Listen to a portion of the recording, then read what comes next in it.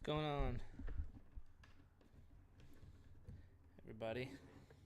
Got nothing on my desktop. Move this over here. Still getting set up. I give myself that 5-minute window while I'm loading up to get everything together, but like post that I'm live and everything, but doesn't always fit it all, you know. I gotta get this fan going. It's a little brisk and not a little brisk, it's a little warm in here. We are live on Twitch and YouTube again. So it's a little bit exciting. Gonna keep getting used to this. And we also have the third monitor yet again, so that I can put Longwood versus Winthrop up, because it's game of the year type stuff. Carl, what up, buddy? How the hell are we on this fine Friday? Sun is out in Los Angeles, which has not been the case always recently. Sometimes it's been dumping rain. It's only $2.99. It's a hunger hack, and it's pardon the BK ad. I don't want to put that on you any more than it's on myself. The BK ad has been really getting under my skin. And this K Jewelers ad as well. Because, like, you're watching ESPN Plus, right? Or you're watching a lot of ESPN basketball with college basketball. Seeing a lot of there we go. Seeing a lot of the same ads. It's a lot of the Burger King jingle. That's already run its course. There's a K Jewelers ad that really has been unsettling. Not unsettling, but like very repetitive, you know? So that's been annoying.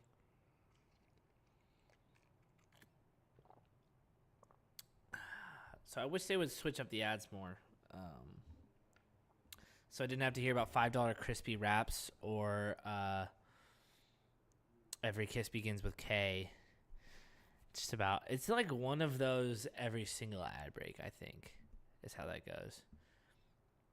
And they're quite the contrast, too. $5 crispy wraps at Burger King and the song I Get to Love You Forever. Right? Not good. Not good when I sing it.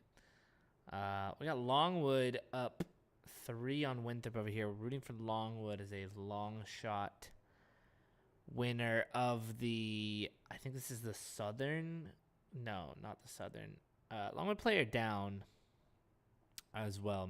Coach and medical staff rushing over to him as he lies down on the floor on the other end of the court, it looks like, which is not good at all. And this guy's been playing a lot too. He hit it hard. Knocked the wind out of himself. Ow. Poor Longwood center. But anyways, I led the, or not led. I put in my Instagram post and Twitter post for the, is that his girlfriend maybe? She seems very concerned with the guy who's on the ground standing up. I put on the post that the hashtag we done with the 90s. Let's take a look at what it looks like on Twitter. This one is comparing side by side LeBron highlights. Wait, this should be coming out of, should not be coming out of my laptop.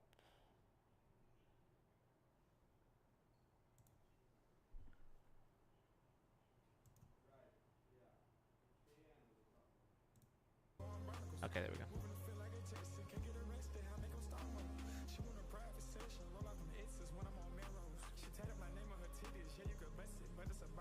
Yeah, I think it's I think that's having to do with me, Carl. I think this I mean, you're talking about the video, right? Or is it the audio? Or is it the whole thing? Because again, I mean, the dual stream while playing a game. Again, my laptop's like not the best with it.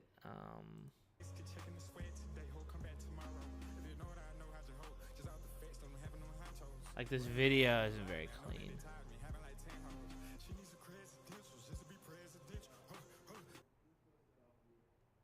So again, the problem with like there's just lag on my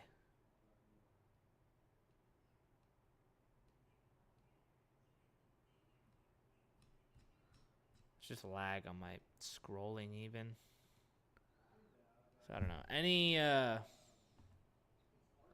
updates on like connection or anything are appreciated so I can know.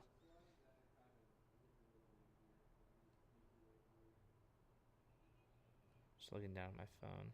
Yeah, I think it's okay. Anyways, we done with the 90s. Taking over the NBA universe, I guess I could call it. Which, you know, the NBA discourse is always very vibrant and political, it seems.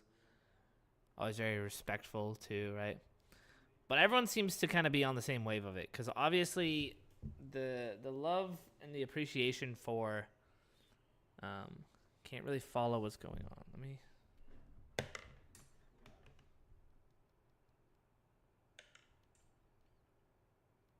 Yeah, I see myself fine. But again, I'm on the same Wi-Fi. It's so warm in here. I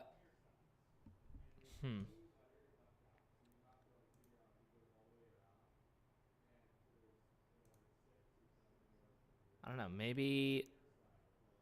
Again, it's warmer in here today. Could that be having something to do with it? Can you not really follow what's going on? Like, you can't hear me?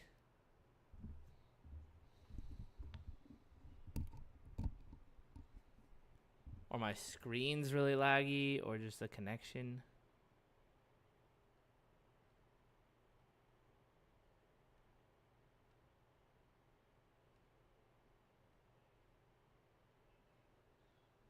So this is part of why I'm feeling like I need a PC.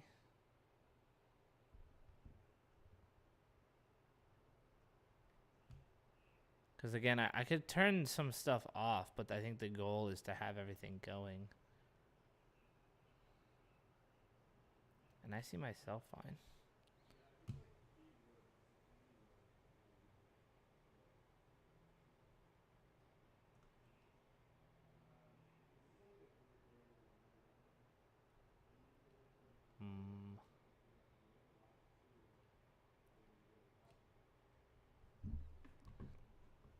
See if I can get like Andy to hop in.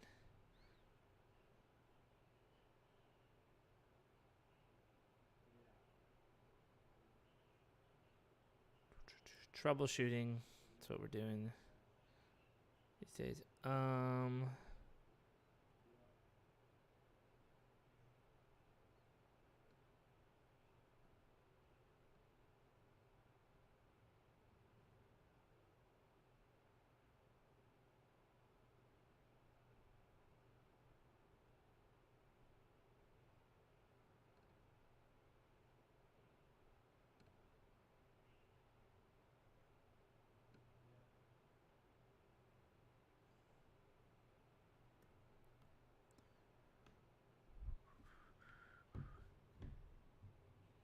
Send me a screen recording. Okay.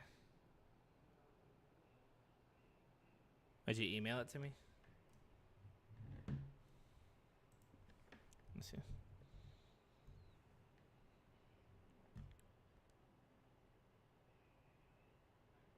Nah, just Venmos.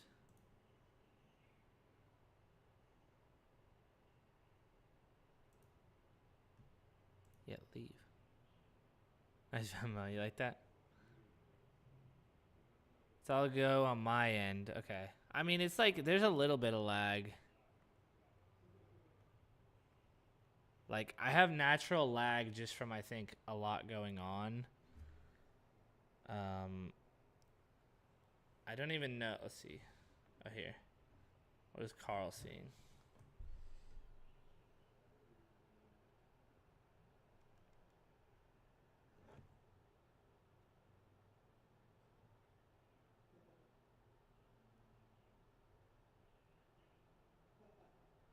Oh, yeah, it's just like skipping around for Carl. Okay, no different than usual. Okay, well, that's good. Well, I guess, unfortunately, that's a good thing that it's just on your end, Carl, but that is also unfortunate that is on your end. But definitely good to know, or just good to double check because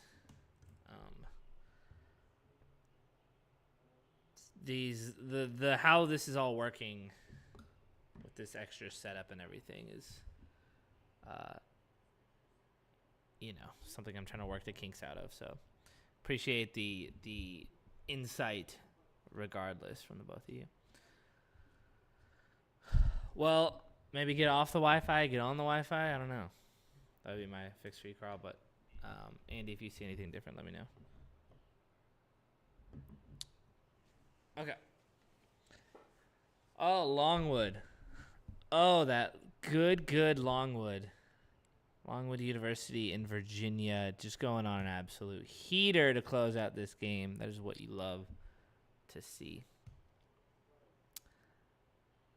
Sets up a date likely with High Point next week, the number 1 seed. It's the tallest test for our longest shot, Longwood. Yeah, that's all good, Carl. I understand.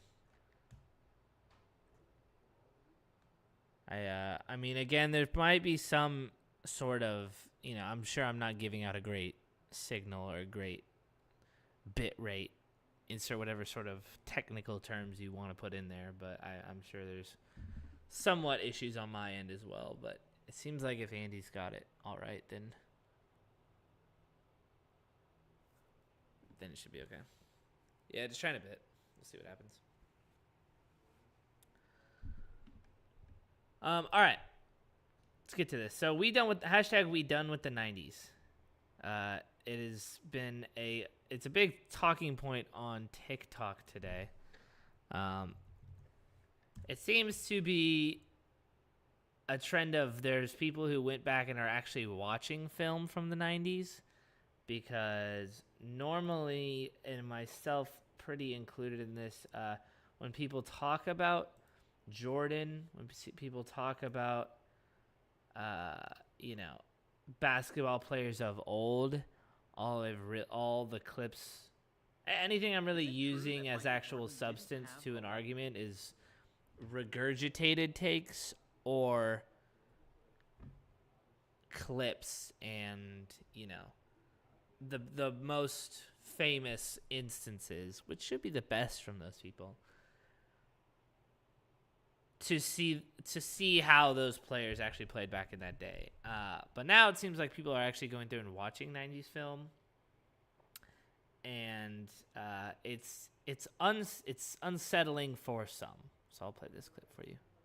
Left hand. No, but I tell you what, Is it true that Michael Jordan didn't have a left hand? No, but I tell you what, I challenge you to prove to me that he couldn't go left on a consistent basis for a 15-year career, that he had no weak hand. He couldn't do anything with his weak hand. According to you and according to all of your cronies, prove it to me.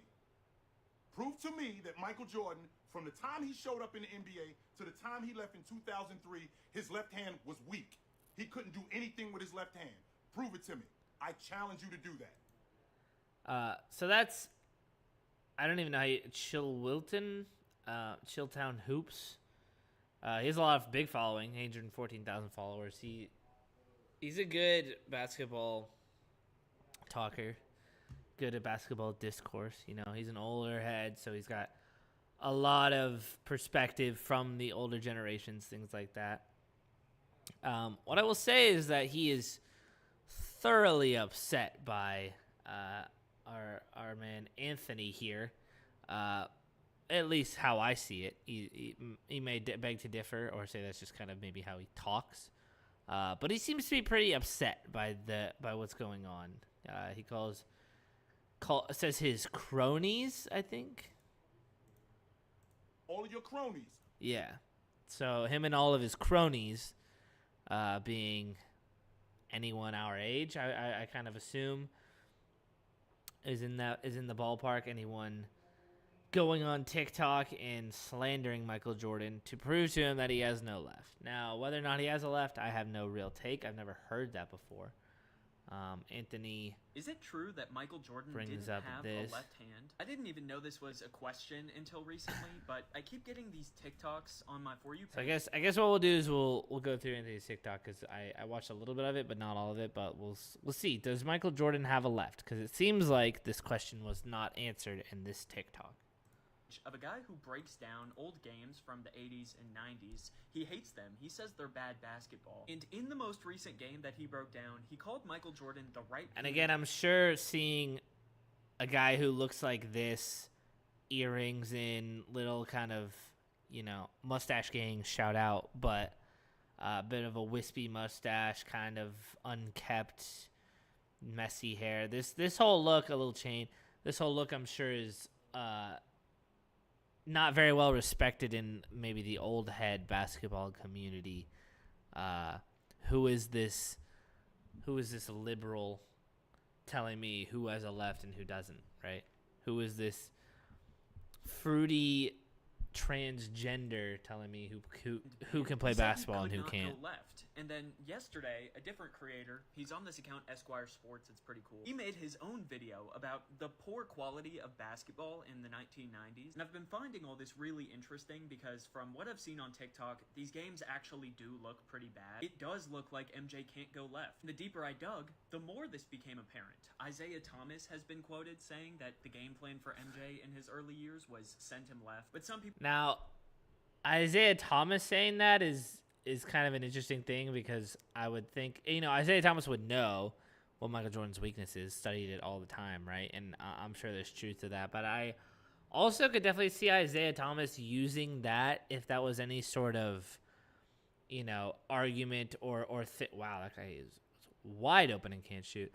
If Isaiah Thomas knows that maybe is something that irks Michael Jordan, I could definitely see how Isaiah Thomas would use that and go on, someone's podcast or something to irritate him because Isaiah Thomas definitely wanted to get under Michael Jordan's skin in the past, in the present, and in the future. People call Isaiah Thomas a hater. Well, Kenny the Jet Smith said it too. George Gervin revealed that it took a while before Jordan became a consistent scorer with his left, and I think that's kind of wild. So I decided to do what very few people do when it comes to MJ discourse.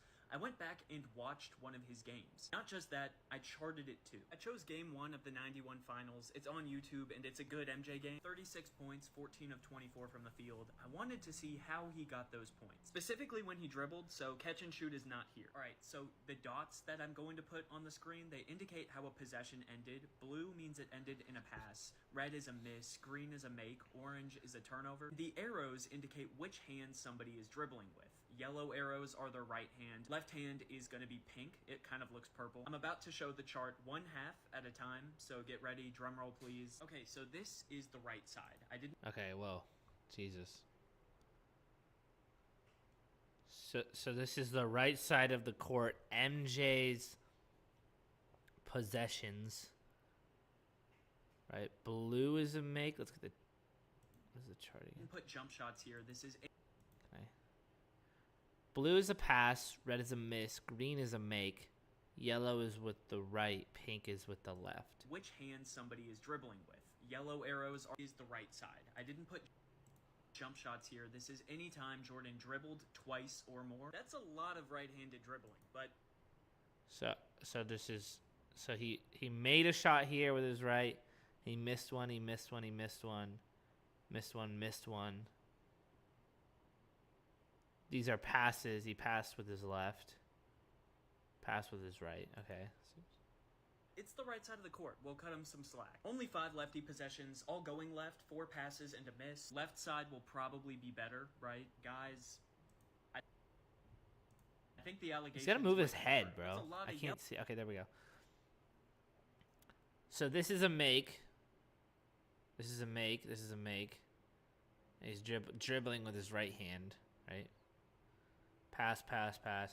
This is a turnover with his left. I think he said orange was turnover, right?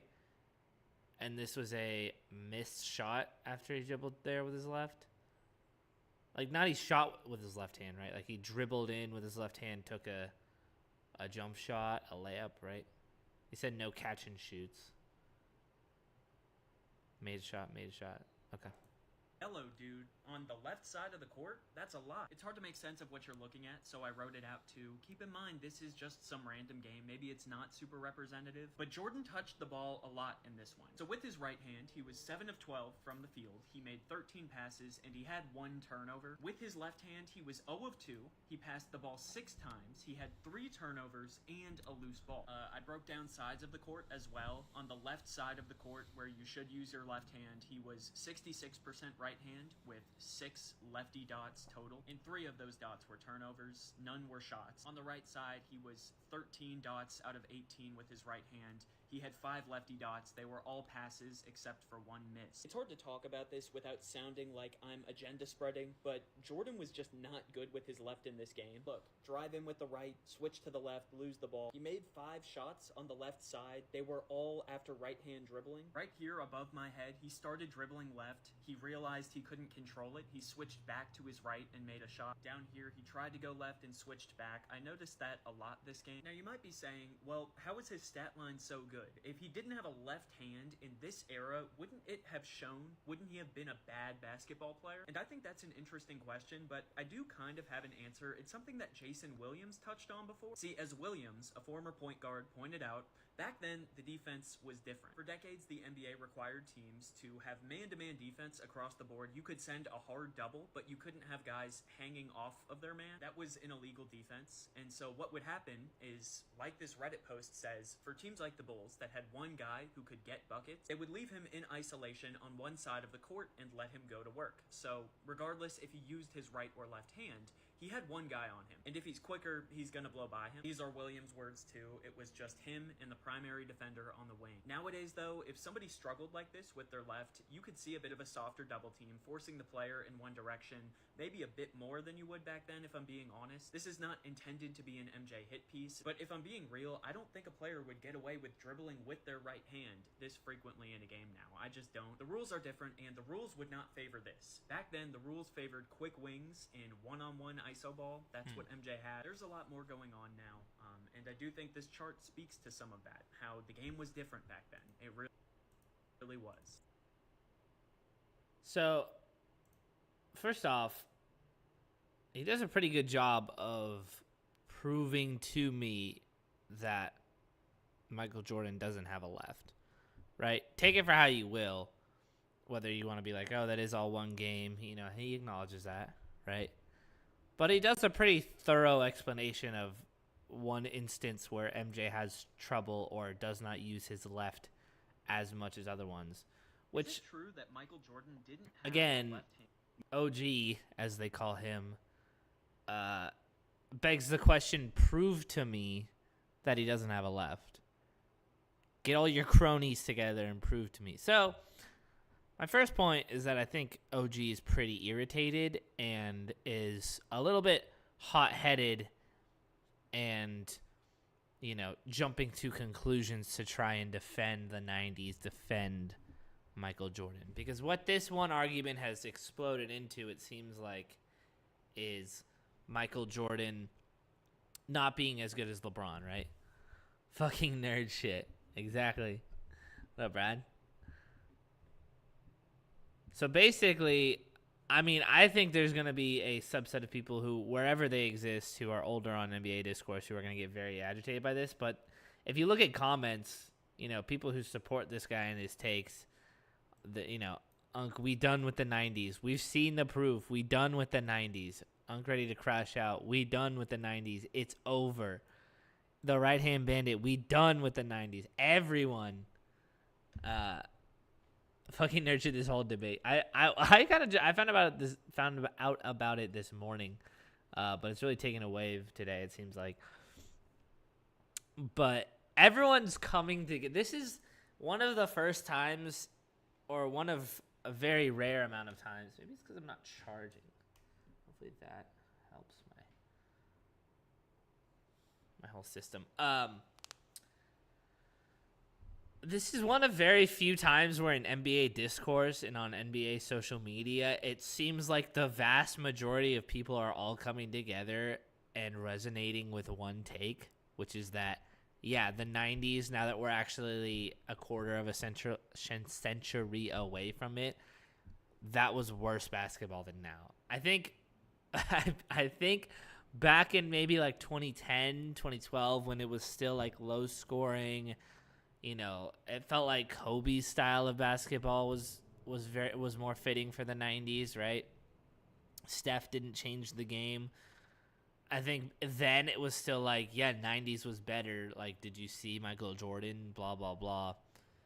Now, it's like the game is just so different, and people can shoot. Dame shoots from half court sometimes. Imagine if you threw Dame into a basketball game in 1995.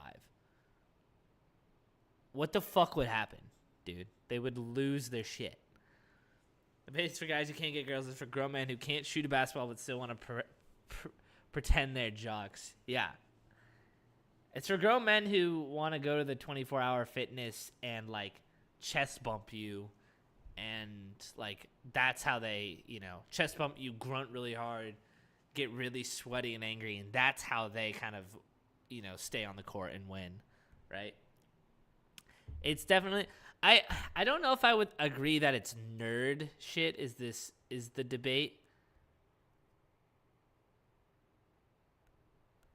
Well, okay, wait. I see what you're saying. You're saying the people who say the 90s are bad are... Yeah, okay. No, I think we're agreeing, actually. I was thinking you were slandering the people who were on the 90s side. You're slandering the people who are on the fuck the 90s side. I agree with you in this sense. Because, yes, it is the people who...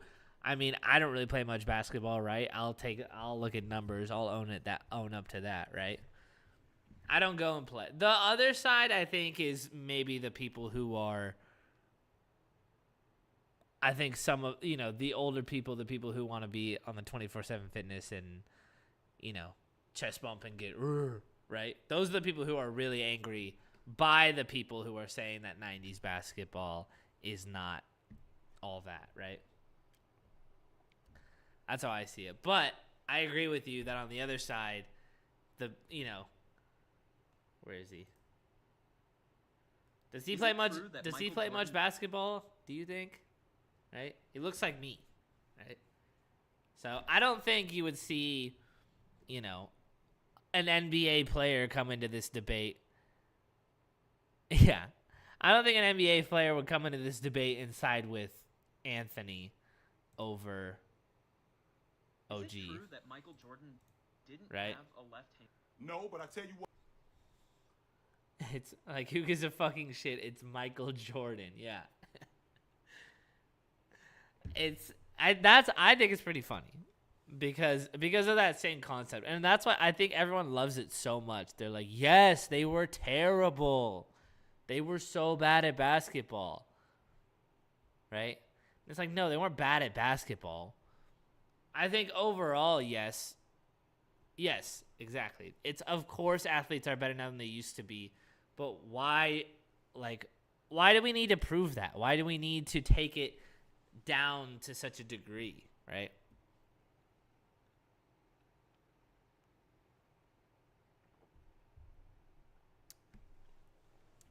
It's just human evolution. It's technology. It's computers getting in there. They literally changed the game to add a 3-point line. It took a while for people to realize that was, you know, useful. It took a generation of kids playing basketball with a 3-point line for it to actually become effective, right? Yeah, the rules are different. MJ took advantage of that the best. He didn't have a left hand, and he still scored 35 a night. It's like, if he needed to use his left, like you're saying, Of course, he can learn to play with his left if he need to. You know why? Because it's Michael Jordan, right? If the left, it's like he scored 35 a night for like 6 seasons with just his right, right? So yes, I agree with you. I agree that to blow this up into a debate, I think or to analyze it in this way that he's doing is pretty overblown, right? It maybe have a good point. Maybe he didn't have a left. Sure, right? Sports used to be a way for guys like us to be friends with the cool jocks. Now the versions are getting into it, right? It's like now it's rather than using like their mathematical brains or logic or things like that for like things to advance humanity, which aren't cool anymore. They just figured out that sports can also they can nerd sports out. I can't throw a spiral, but still want girls to think I'm into sports. I think I need to get back out there, Brad. You're convincing me that maybe I'm falling a little bit too into the nerd realm, and I need to go back out there and kick a soccer ball or shoot a basketball or throw a pigskin around a little bit more. I need to get back to my roots. I can't do this. I'll do some intricate stuff, but I think you bring up a good point. I think it's let's stay grounded to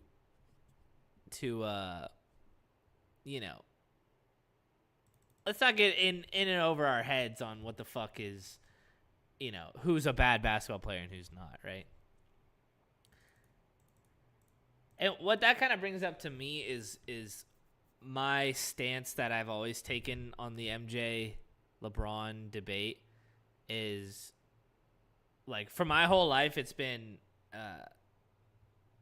LeBron is the best, but Michael Jordan is the greatest. You don't have to be a pro, but if you can't shoot 75 threes, I think I'd throw a 50 miles per hour fastball. I think I've always been able to do that. That's not too bad, right?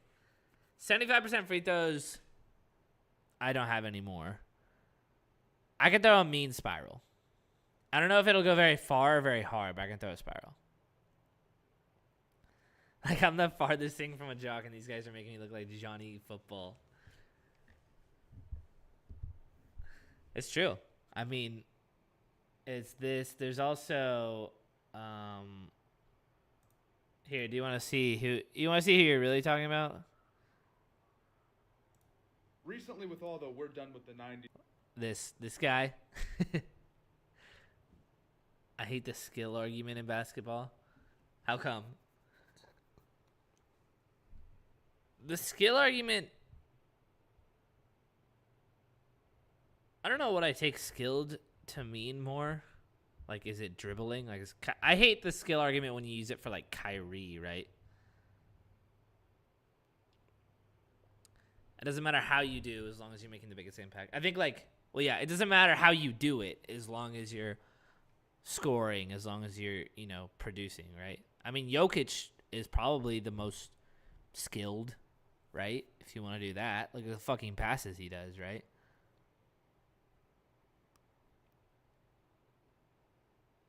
If everyone was completely honest about who the actual best basketball player ever, then Shaq would be everyone's number one. I can definitely get behind that.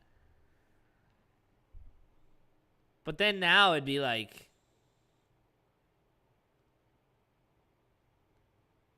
Now it would be like, well, Shaq is just like, you got to be able to pass too. Shaq's center archetype doesn't play in the antiquated version of the NBA today, right?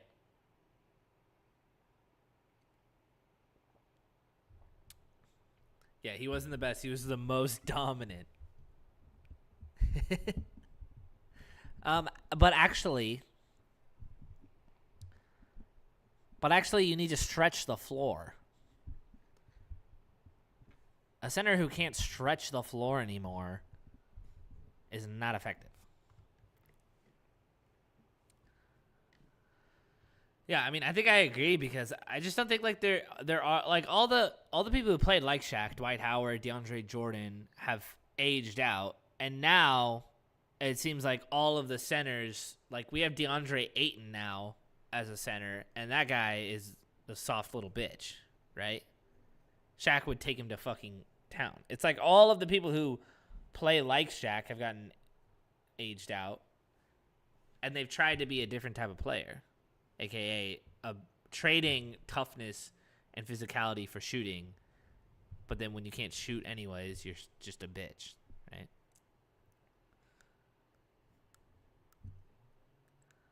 Here's my thing: is like I do think that the average NBA player now is more effective than it was before, right? I think LeBron would go into that era and have a ton of dominance because he's LeBron, right? I think you throw Steph Curry in there, and who knows what the fuck happens, right?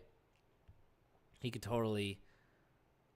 It's the fact that people can shoot threes, and LeBron's shooting the best 3-point percentage of his career right now, right? He's gotten better at it over time. It's not something he had. He had to adapt to the game. That's part of why he's the best, right?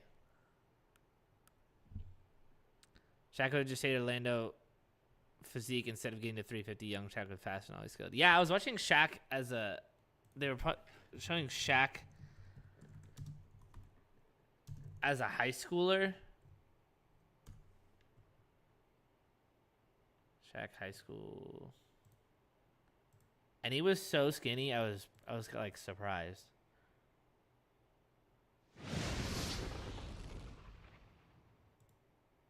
What's been the secret to Cole's success this year? Well, secret is me blocking shots and getting rebounds. And Shaq would have been way better because you can't double him anymore because of the shooters on the floor. Yeah, you just pass out of it, right? Although for whatever reason, this guy was the other guy was arguing that you can't double team in the way the defense was back then. Okay, can I see the actual basketball? What is this Coldplay Imagine Dragons ass music? Look at how much bigger he is than those kids. But he's skinny. Like, I was surprised at just how skinny he was. I guess I wasn't surprised. It was more like, oh yeah, I guess Shaq didn't used to look like a fridge. Right? Shaq's surrounded by shooters who average 35 and 15. Exactly. You put Shaq and Shaq and Dwayne Wade worked pretty well. And like Dwayne Wade wasn't really that 3-point guy, but he had a mid-range. But I think regardless, Brad, I think the real takeaway from this debate is not like actually that, yes, people in the 90s like were worse or aren't worse, right? I think you're getting too into the weeds if you really look at that one. To me, what the actual takeaway from this is that no one actually we're all way too old, or at least the kids starting to like basketball and coming through on TikTok are too young to actually have watched any 90s basketball. I haven't really watched like any, right? And everyone is ready to get behind the movement to put it in the past and shelf it and then like celebrate the era of basketball now. I think that's really what this is all about.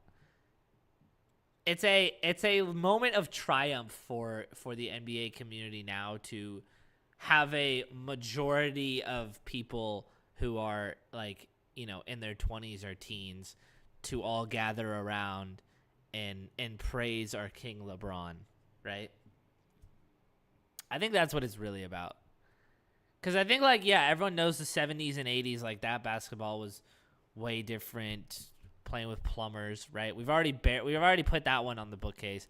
Now, hence the hashtag, we're done with the 90s, right? It's on to how it is now. Like, basketball is better now. The 90s are over. We're done with Jordan. LeBron is our king. I think that's what the argument is really about. But again, what I'll say is, like, the way I see it is LeBron is the best basketball player of all time. He's done the most. He's proven the most. I think he would be the most effective if everyone was playing in eras because he's adapted. He's shown he can adapt from the 2000 style of play that was closer to resembling to those 90s to now where he's still putting up these numbers in a three-point shooting era. His three-point shooting percentage is the best this year than it's ever been, right? I think his adaptability and his longevity are what made him the best. But his career can't get any better than Michael Jordan's to this point unless he were to somehow rip off like 2 more ships. Because going 6 for 6 in finals, being the scoring champion as many times as he was, being such a great defender, all the MVPs, whatever, like all the accolades, the 6 for 6 NBA finals, the leading your team, like you go that or Bill Russell if you want to, say in his era he was dominant. I just think there were like less teams in that era, so I don't think that's the case. But LeBron's career can't get greater. He can't really do much more besides keep scoring, keep getting longevity accolades than Jordan's. He went 6 for 6 in finals. That's done. It's over. LeBron is 3 and 6, right? To me, the way you describe those can be different and should be different, right? Jordan's career was more dominant, greater, blah, blah, blah. So I very much subscribe to the greatest versus best being different. If you want to say the GOAT is the greatest of all time, then I would say Jordan. But LeBron's my boat. Okay? Jordan's my GOAT, but LeBron is my boat. And I will ride my king on his boat till the end of time. My glorious.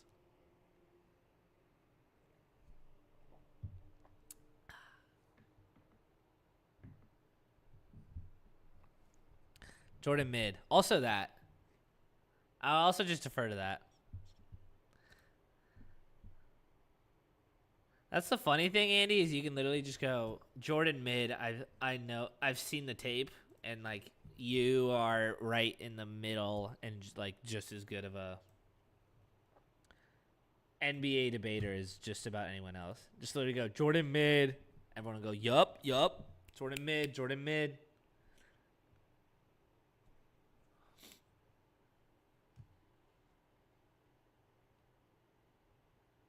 Like, I watched old NBA Finals games between Michael Jordan. I mean, this is the type of guy Brad really is talking about. Reports were exaggerated. This is the 91 NBA Finals, and for being the best player in the world, Michael Jordan is left wide open. This is James Worthy, one of the all-time great bigs with Jordan Poole-level shot chucking. Scottie Pippen out in transition. I mean, what is he doing, man? You might think this is a JaVale McGee Shaq'd in a Fool clip, but no, it's Scottie Pippen.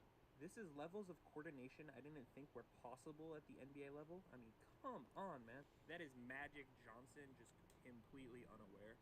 Scottie Pippen just plummeting his teammate grade. I don't think I've ever seen a shot like that in my life. And I promise this is not a Scottie Pippen hate video, but there's just no defense at the perimeter, and then he just dribbles it into traffic and loses the ball. I promise this is not the defensive era that your parents or grandparents told you that it is, because it's the best player in the world with no defender within 3 feet of him. This is probably the most agreed. I mean,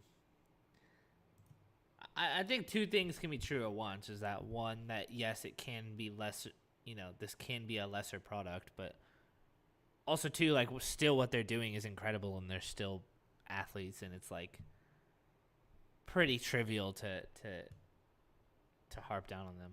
So I don't know. I think everyone's rallying around it.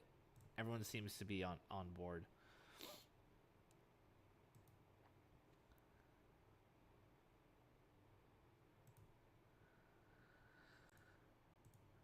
All right, so that's our basketball history lesson.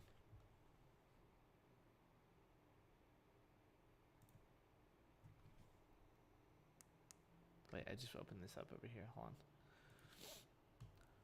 on. Let's take a look at we got a win from Longwood. Huge. Longwood advances in the Big South tournament. Let's take a look at it.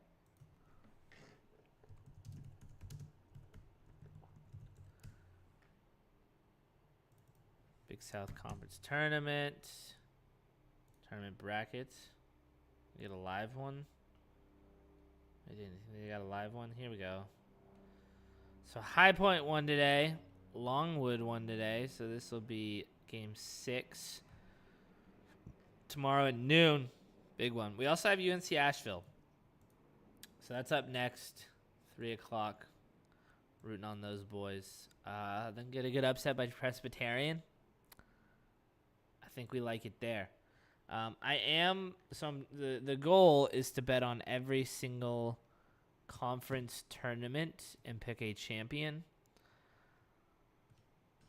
Andy, how it works, if you didn't know, when it comes to basically the postseason of college basketball, is that each of the, I think it's 34 conferences. Here we go. I don't want this one. Yeah, here we go. Each of the 33 conferences that are in college basketball, there is a tournament for each of them. Slight variations between all of them on how it's ran, but a tournament that determines one champion in all of them. Each winner of that tournament gets an automatic bid to the NCAA tournament. So it's how basically they decide, from basically 10 on. So there's a lot of the good teams are in the top 6 or 7 in this case. Sometimes there's some that make the tournament without having to win it in like the 8 or 9 range. But basically from we'll say 11 on, 11 through 33, those 22 leagues send one team to the tournament as a representative, and they're the ones who win their conference tournament rather than being the ones who win in the regular season and have the best record, right? For example,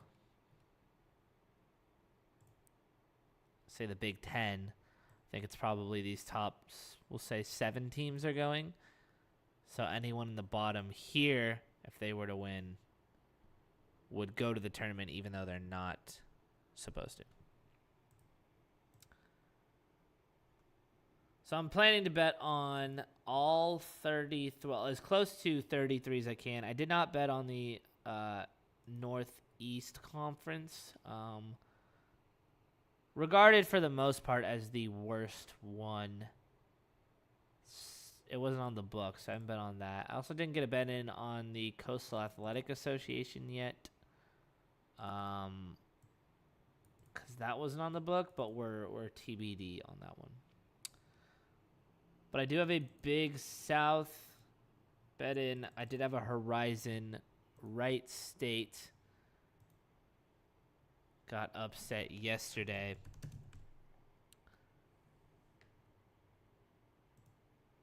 And a terrible. Where's the?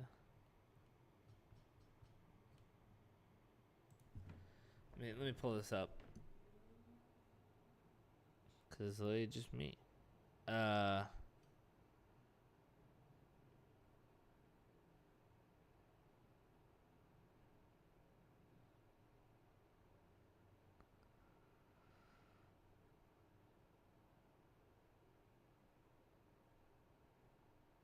Goddamn. Heat check college basketball.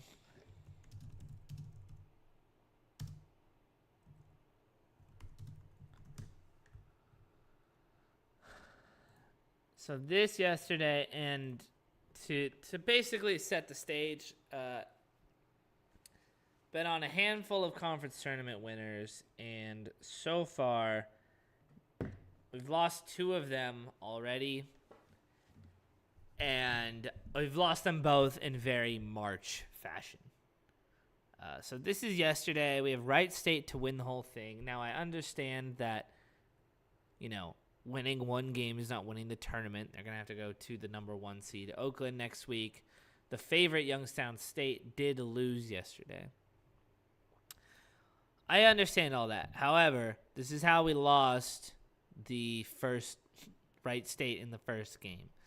It was Wright State was up 3, and Northern Kentucky got the ball. Wright State did what is the meta in basketball these days when you're up 3 and the other team has the ball is you foul them, right? Especially they did it in a situation where Northern Kentucky was still in the single bonus, so if they miss the first one, they don't get a second free throw. So they fouled them. They hit the first free throw. This is the second free throw with 4.4 seconds left. Again, if he makes this, Wright State gets the ball back up 1 with 4 seconds. Basically, just needs to inbound it. But this is the second free throw. Front end miss. Steals the ball away. Puts up a little floater. Shot goes in 1 second on the clock. Overtime, Northern Kentucky wins. Wright State loses. All you had to do, buddy, was get this rebound. Now, this is a good front iron miss, I will say. I think front iron as hard as you can is basically the way to go for the intentional miss on a free throw. But he misses it here. It drops down. This guy could have grabbed it. He could have grabbed it. It's in his hands. It's in 2 of his hands. Isn't able to corral it. Bounces up in the air for the Northern Kentucky defender. Now, again, where is the box out from number 12? Just letting him kind of get, and I know it goes past him, but ineffective rebounding here from number 12. Almost surprised that wasn't called as an and one too, to just lose in regulation, but just poor performance to close this game out from Wright State in their own gym, nonetheless. And so it goes to overtime, and Northern Kentucky would take it somewhat easily. So that was how we lost one of them. The other one, Winthrop University. I'll go North Alabama buzzer beater. This was how we lost the second bet. Lipscomb, who was, again, Wright State was like a plus 250 favorite. They were third in odds, so it wasn't anything crazy we're looking for here. This is the ASUN tournament, North Alabama versus Lipscomb. In this one, again, the number 1 seed lost their game, going down as the favorite, opening up the opportunity for if Lipscomb can just get through this one game that they were struggling with. North Alabama was hot in the first half. There's plenty of opportunity there for them to get to the finals. They become the second favorite, very close with Stetson, who now is a heavy favorite to win the whole thing in the championship. This is with 12 seconds to go. Lipscomb has the ball here. They're in white. They go all the way down. They need 3 points. They pull up this 3, and again, the meta being North Alabama probably should foul at some point, but Lipscomb's able to get a 3 off before that opportunity presents itself for North Alabama. So they rip one from deep, like the center shooting this, and he just drains it. In the Lipscomb gym, fans going crazy. They hadn't led all game, or like maybe they led for like a few brief moments in the second half as it was close. Tie the game up, 4.3 seconds left. North Alabama has no timeouts. What happens? Run down, floating 3 at the buzzer. North Alabama goes crazy. Fans are beside himself. Look at this man tumble. Look at homie right here, doing literally a front somersault, all beside himself on the ground. Man who hit the shot. He gets raised up by his teammates, bar mitzvah style. Again, just an absolute thrill ride to get that shot as a Lipscomb fan in the moment. And just a pure March moment right there. That's, I left that one not even mad. Couldn't be mad. How can you be mad when a game that you're not supposed to be watching at all ends like that? Whether it's for better or for worse, right? So, yes, the odds probably were that Lipscomb and Wright State would not win the tournament anyways. However, like I said, the two favorites in each tournament had lost in the same round, leaving the door open for, good long shots to snag some value at the least. But alas, we move on. I actually might make a spreadsheet of all these while I'm chilling here. It's like chilling with one other homie. Yeah, maybe I'll do that later, but let's vibe and do it. On every conference champion pick. Leave that over here. Maybe I'll do that later. So yeah, March is off to a blistering start. Jake Marsh tweeted this. Like he said, the March storylines write themselves.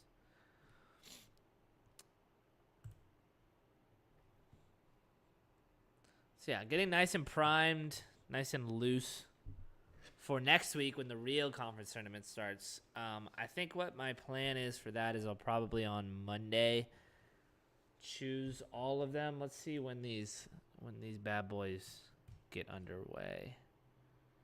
So Monday, CAA championship. You got the West Coast Conference semifinal. It took Gonzaga and the West Coast Conference.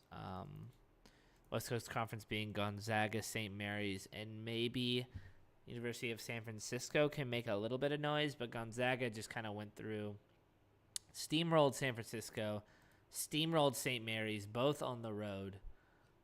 Pretty gutsy performances there. So I'm feeling like they're a good. They're peaking at the right moment, right? Besides that, the rest of the tournaments really start on Tuesday. You got A10, you got Big 12, you got ACC, the MAC, the Southlands, and the semis. I mean, there's still small ones that are starting around the same time. But it looks like ACC,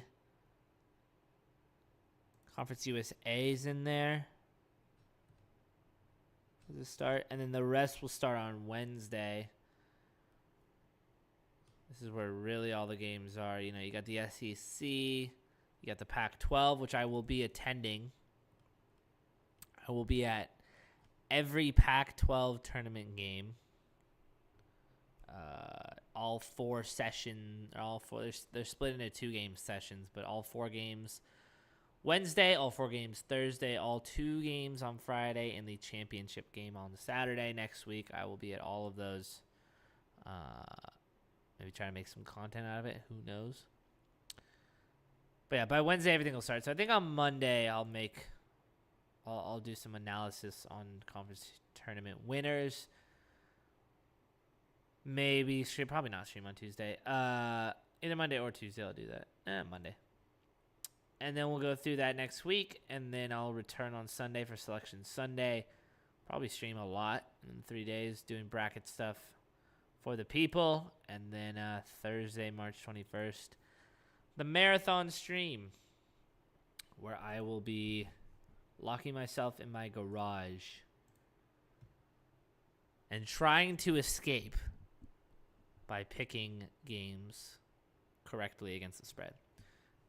I thought about this last night. I feel like a niche that could be filled are things like that. So I've been excited by this idea for a while. It's going to take a lot to kind of produce, right? It's a bit of a grand idea that could very well not get much traction or much views. I do think my friends will find enjoyment out of it, but and I was talking about this last time as well, but someone doing, and this is me crafting my elevator pitch for this, but someone doing things like that, basically predictive games, predictive, what you would do for a bet, right? Like I'm betting against the spread in the college basketball one. But with different stakes than money on the line, I feel like hasn't been done very much, right? I haven't seen content of people, being like, that every once in a while you'll get one where for an example, my friend John Bennett in college was so confident that the Ravens would cover against the Jets in one game that he said, if the Ravens do not cover, I will eat 25 eggs. There's things like that, right? There's things like on Twitter, like if, so-and-so doesn't cover, I'll delete my account, right? There's one-offs, but I haven't seen anyone do more grand, more intricate ideas for that, rather than just like, I'm so confident in this one play, right? So I'm thinking like this kind of, I'm locked in my garage, I have to get these picks right to get out. I think it's good. I've been excited by that idea. As well as the one I had last night was, so say I create a mock draft, right, for the NFL draft. For every pick out of 32 in the first round that I'm wrong, I must eat 1/2 of a hot dog, right? So in total, if I got everything wrong, and it's tough to do a mock draft, I would probably guess that I would get about 5 right if I was lucky. So say that knocks off 2.5 hot dogs, I would have to eat 13.5 hot dogs. So as the mock draft is going on, people are watching me try to stomach these hot dogs. My time limit is basically like from the net to the next pick, right? So I have like 10 minutes to eat each hot dog, like 5 to 10 minutes to eat each half of the hot dog. I think that would pace pretty well and work, right? So I haven't seen people do things like that, and I think that would be a pretty fun niche, especially for myself, who, I've been very into like game shows, reality TV shows, like challenge competitions. Like when I was younger, I had a Fear Factor themed birthday party.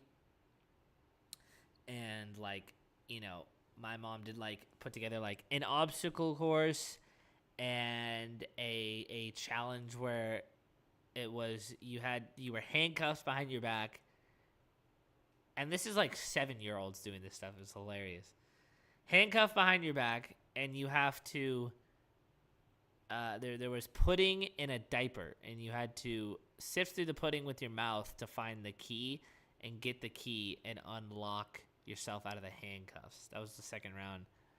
I think the third one was she put Doritos on the ground and put a blanket over it and said you had to walk on glass. And the first one to get to the end wins. I think that one was seen through pretty quickly. So, anyways, it's been ingrained in me for a while to do competitions and challenges like this, and I think combining sports knowledge, I keep calling them predictive games, with challenges, with kind of self-deprecating content, I think could be really good and hit really well if it's done well. So I think a big challenge is to do it well, but I think I kind of want to get into doing these things like this March Madness one. I don't know if I'll do the hot dog one for the NFL draft because it's pretty quickly after Coachella, but self-deprecating content, that's good. Did you hear my idea for the draft and the hot dogs, Andy? I was just rambling about some stuff, but so basically, and again, basically the gist of what I was just yapping about was things like this March Madness thing I'm gonna do, big events that are I'm basically betting against something, and rather than money that never gets really shown or whatever on the line, which is overdone and less cool now, right? I think gambling hit its peak of cool and now it's down. Yee, what up, man? basically doing it like, okay, I'm so confident that this will hit, like, or I'm confident I know information. If I'm wrong, I'll, do something humiliating or whatever, right? Yapping about stuffing myself with wieners. Basically, my idea is I do a mock draft, right, for the NFL draft. For every pick I get wrong, I have to eat 1/2 of your regulation hot dog, right? So there's 32 picks in an NFL draft. The maximum amount of hot dogs I would eat is 16. Right? And so basically it would just be a NFL draft watch party where I'm just begging to get picks right, because at a certain point, once I get into about like the tens of hot dogs, yeah, dude's begging for an excuse to throw meat. Yeah. You're not wrong. What if it turned? I could do these challenges, but every one has to do with a hot dog, or at least a little bit of a gay innuendo. I bet to be Frank Ferdinand Jr. I mean, it would be very hard. It's very hard to do a mock draft, right? No, I don't think I can get close, really. I think it's much more likely I yak. I think it is a lot of time. NFL draft first round length. It usually takes about 4 hours to complete a draft, right? Let's do this, but with lines of cocaine. Now that I would probably be better at than hot dogs. You could go like with beers, like half a beer, right? Except for those things are a little tougher to sneak by the guidelines. Jethro and Joey mukbang. Yeah. I mean, if I got popular enough, right? For every half hot dog I do, Joey does 4. And we see who taps out first. But anyways, it's less about I think the challenge, or like the limits of the challenge, or the nuance you got to get right. But basically my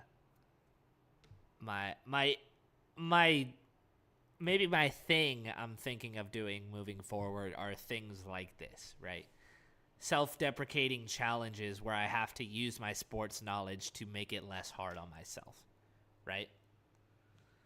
I haven't actually made the mock draft, but I'm actually starting to think about it a little bit more now.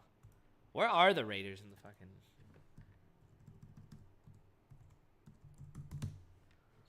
It's so hard to do a mock draft, bro. It's like impossible. 13th? What are they at? What do they have it at? NFL mock. Let's see, what's like... Giants turn to J.J. McCarthy as successor.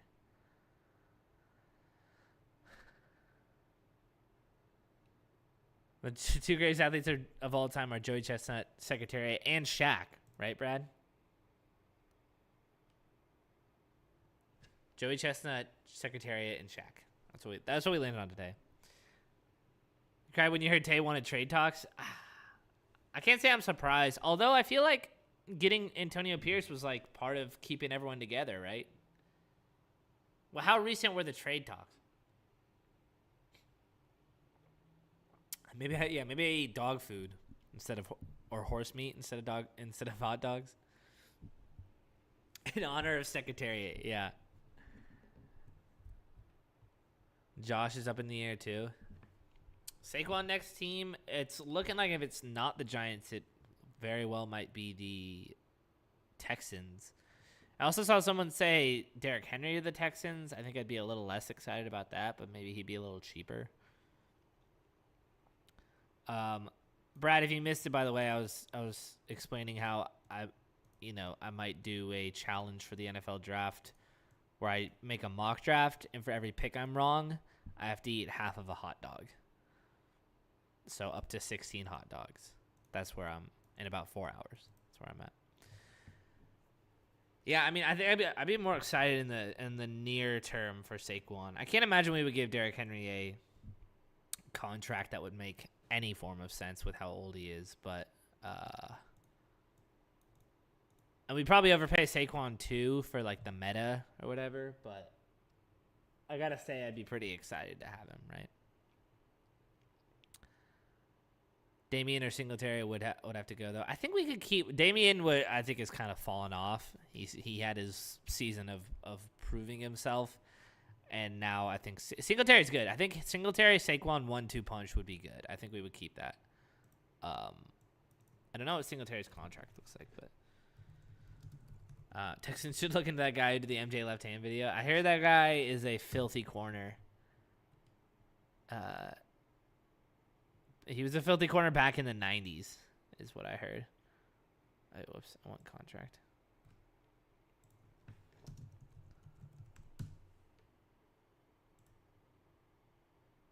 That guy's actually the Texans GM, Brad.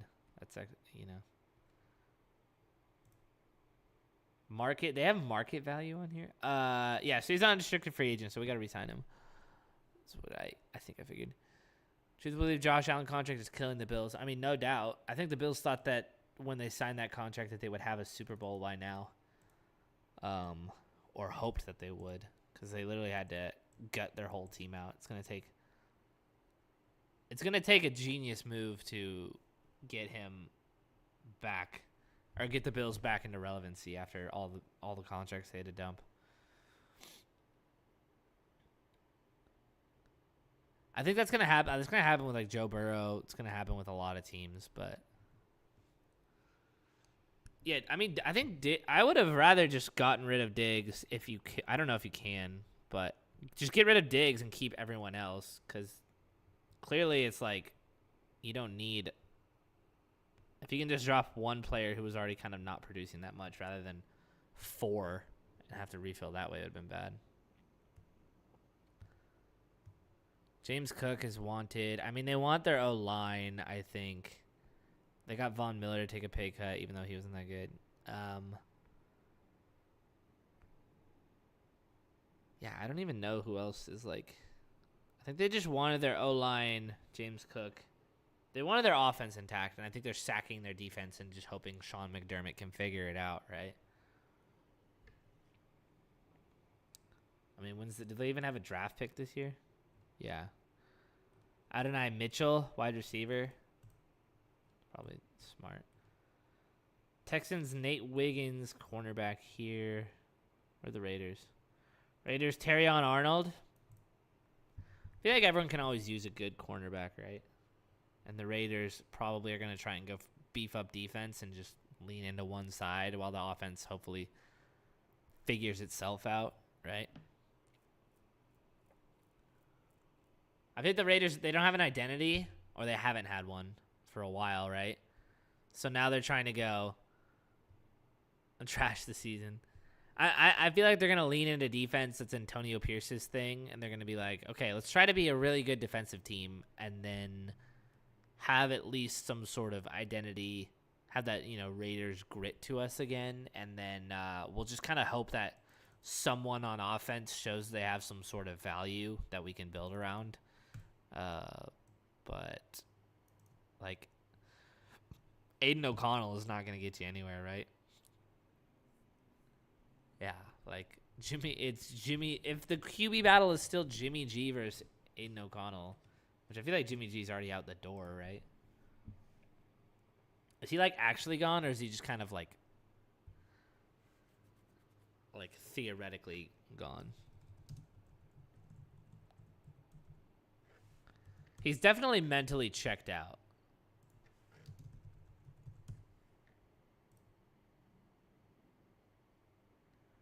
But he's got 2 more years on his contract. This is crazy that he's going to make $22 million next, not this upcoming season, but the one after.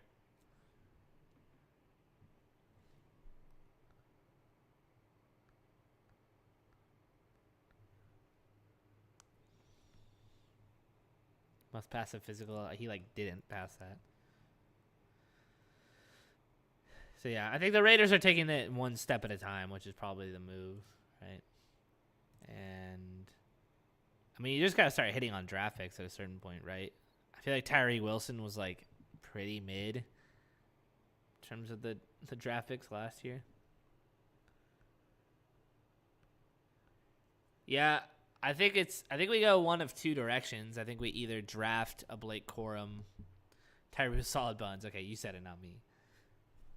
I feel like I heard nothing out of that dude. So at a certain point, you just gotta start drafting well. You can tank or pick the right quarterback all you want, but like at a certain point, you literally just have to hit on your draft picks. Tanner, what up, man?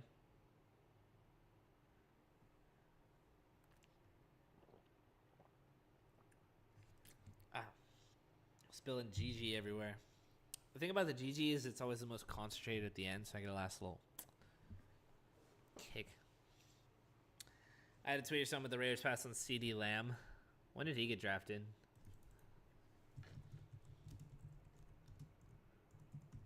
Doing the who did they pass on thing? Yeah, for Ruggs. Okay, I was gonna try and confirm that, but that's what I figured it was too.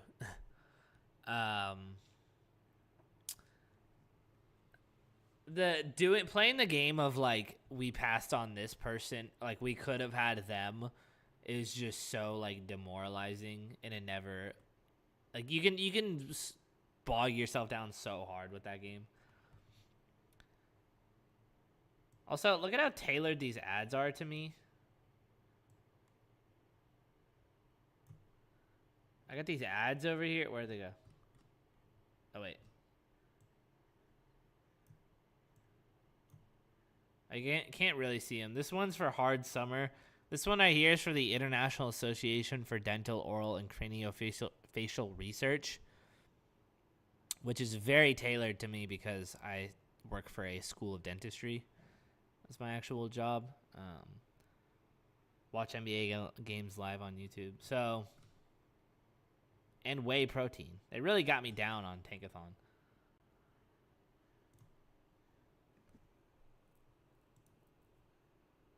I think Kyler Time might be up. We gotta get something to. I think I disagree. I think they've actually leaned into Kyler. Let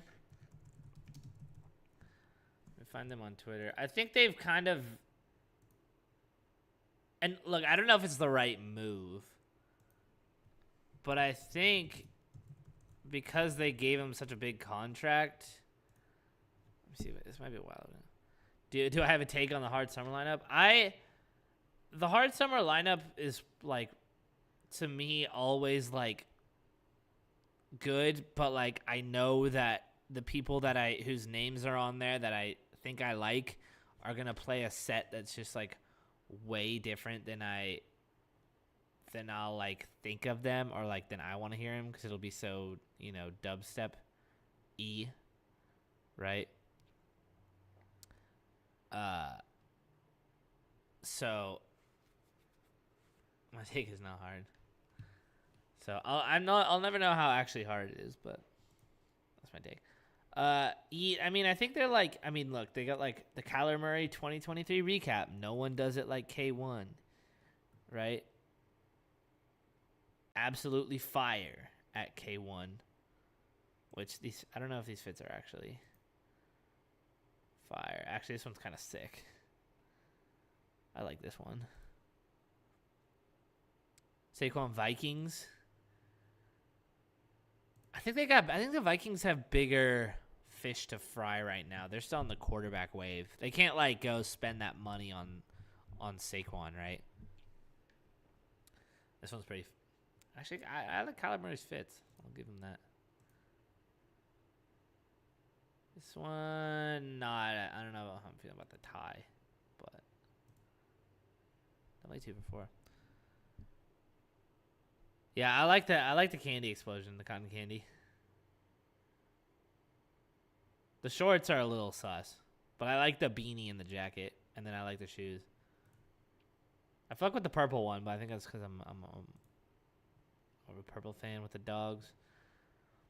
But anyways, my point being, like, there's a lot of Kyler content coming out, right? They're really, I think, doubling down on Kyler being there and really starting to put stuff out about it. So I think they're all in. I don't think Kyler has a really very much of another outlet. also think like I saw some of his TikToks, which made me. Kyler Murray toddler, Kyler Murray edit, Kyler Murray Call of Duty. He just gets flamed. Like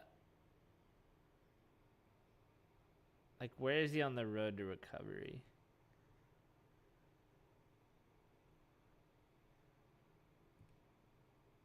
Whoa, look at this fit. Damn, this is like F1 type shit. This one's crazy. Andy and Tanner, you'll like this Kyler fit. Dragon Ball creator died? Is that sudden? That's on Horner being horny. Oh, we should look into that. Someone have a start on that one? Wait, let's check out college. Let's finish on college fits first. I like that first one. I like the Jordans here. That's a good one. That one's, I mean, am I sus if I like that one? I don't know. I like this. I forget what they call this. This looks Japanese. This is just your classic cargo Letterman Jordan 1s. It's a good little tropical one. I'm liking Kyler's fits, I'll be honest. Fair warning, Horner did send images of his hog to this woman within the company, so be careful showing any of his leaks on stream. It was hard to tell. Have you seen the leaks? Okay, I'm liking Kyler's fits. I'm gonna be real with y'all. That one's looks a little more I don't like that one, but yeah, that one's a little off. Heisman shirt goes hard. See, I want that money. I swear I could drip myself out if I had money. I think it was this one that. Yeah, this was in. Okay. This was a TikTok I had in my mind.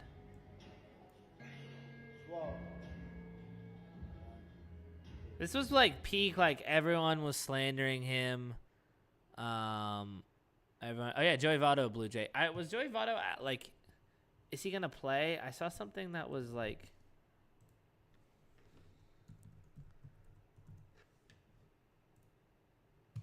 On slight detour, then we finish. Slight detour, we finish Kyler, and then we go to. What's his name? Horner. Horner. Melvin Marte suspended? Damn. Where was it? Joey Votto's been with the Reds since they drafted him in 2009. Now he'll play for his hometown Blue Jays. Oh, hometown Blue Jays. Okay. I saw non-roster invite. I didn't know what that meant. But it seems like everyone's on board with this because the Reds had to go their direction, and now Joey gets a season with the Blue Jays hometown. So I love Joey Votto, so I'm happy for him.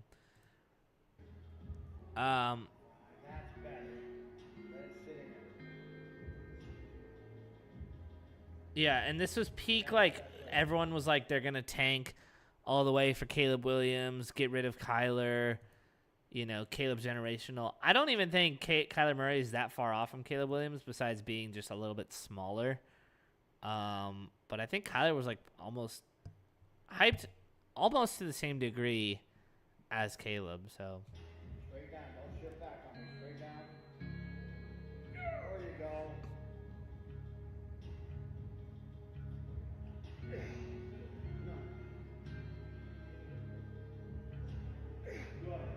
To those of you who ride with me, support me, speak up for me, I appreciate you more than you'll ever know. I won't let us down. So he's been on the road. You know, he's just balling out now. I think the Cardinals are all in. You know, their standards are pretty low, right? So I think they're fine with Jonathan Gannon, Kyler Murray, and seeing what happens. So I don't think he'll be out. Whether or not that's the right move, I don't know, but I think he's there to stay. NHL trade deadline was also today, but to be honest, it was kind of uneventful outside of a couple trades. I feel like the trades that happened were the ones you sent into the group text, right? Yeah, most of the big trades happened this week already. No, Nico Horner is the Cubs baseball player. What's the Horner red? Christian Horner. Oh yeah, I remember this guy from the documentary. Let's see. I need to go to the bathroom real quick. So let's start with the video. I might rewind it. In we'll your see. opinion, should Christian Horner have kept his job as team principal of Red Bull? Well, I think it's difficult for me to comment on something like that when I don't know the details. I know what we would do in a situation like this at McLaren. We'd suspend the individual while an investigation was going on. We'd be extremely transparent with it, and then ultimately, once we come to a conclusion on our findings, if termination is what we felt would be appropriate, then that's exactly what would happen, or not. No one wants to see what I believe is an isolated incident, because Formula One on the whole, I think, has done a fantastic job. How much do you see it as... Okay, so the headline, controversy continues at Red Bull ahead of second race. Red Bull boss Christian Horner cleared of allegations of inappropriate behavior. So, let's see. Maybe I should get a better story from previously before this, but it looks like the last update. This is it, right? Red Bull has suspended the female employee who accused F1 team principal Christian Horner of inappropriate behavior. Denies allegation of inappropriate behavior. So this is previously. Christian Horner has denied allegations that he engaged in inappropriate behavior towards a member of the racing team. An independent investigation launched by Red Bull last week is ongoing. I obviously deny fully the allegations that have been made against me.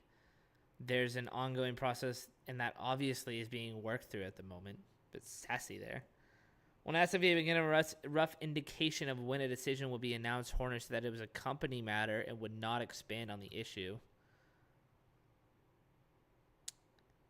Earlier this month, Dutch news outlet De Telegraaf reported that Horner had been accused of inappropriate behavior and that the behavior was towards a member of Red Bull Racing, according to several unnamed sources. The report doesn't name the team member or describe the circumstance. That's it. Red Bull ran an investigation themselves, so of course it was clear. Yeah, right. We're obviously doing an internal investigation. Obviously, I didn't do it. Is this not obvious to you? The reality is that there was a grievance that was raised. It was dealt with in the most professional manner by the group, not by Red Bull Racing, but by the owners of Red Bull GmbH that appointed an independent KC. What is a KC? An independent Kansas City. That is one of the most reputable KCs in the land.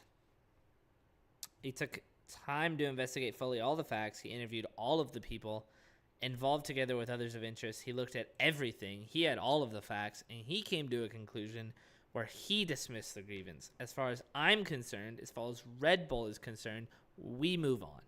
That is fucking stern, buddy.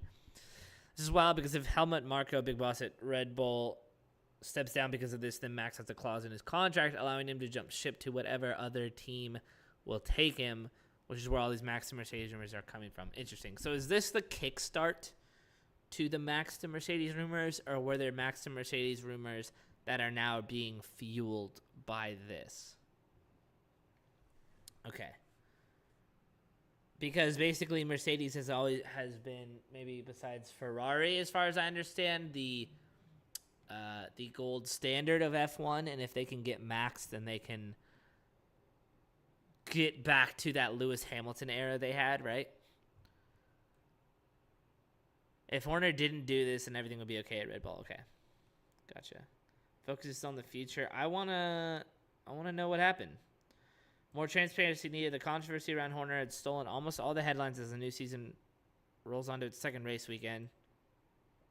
Zach Brown, not the band, McLaren Racing's chief executive, told CNN's Amanda Davies that it was very unfortunate the saga was continuing and said more transparency is needed in the process in order for people to be satisfied with the outcome.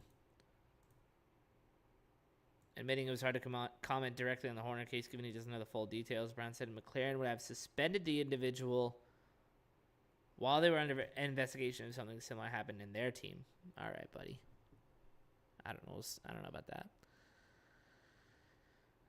Red Bull's chief engineer, who's like the main reason behind why their car is so good, is also rumored to be out the door if shit gets really bad. Okay, so now define shit getting really bad. Like, if basically,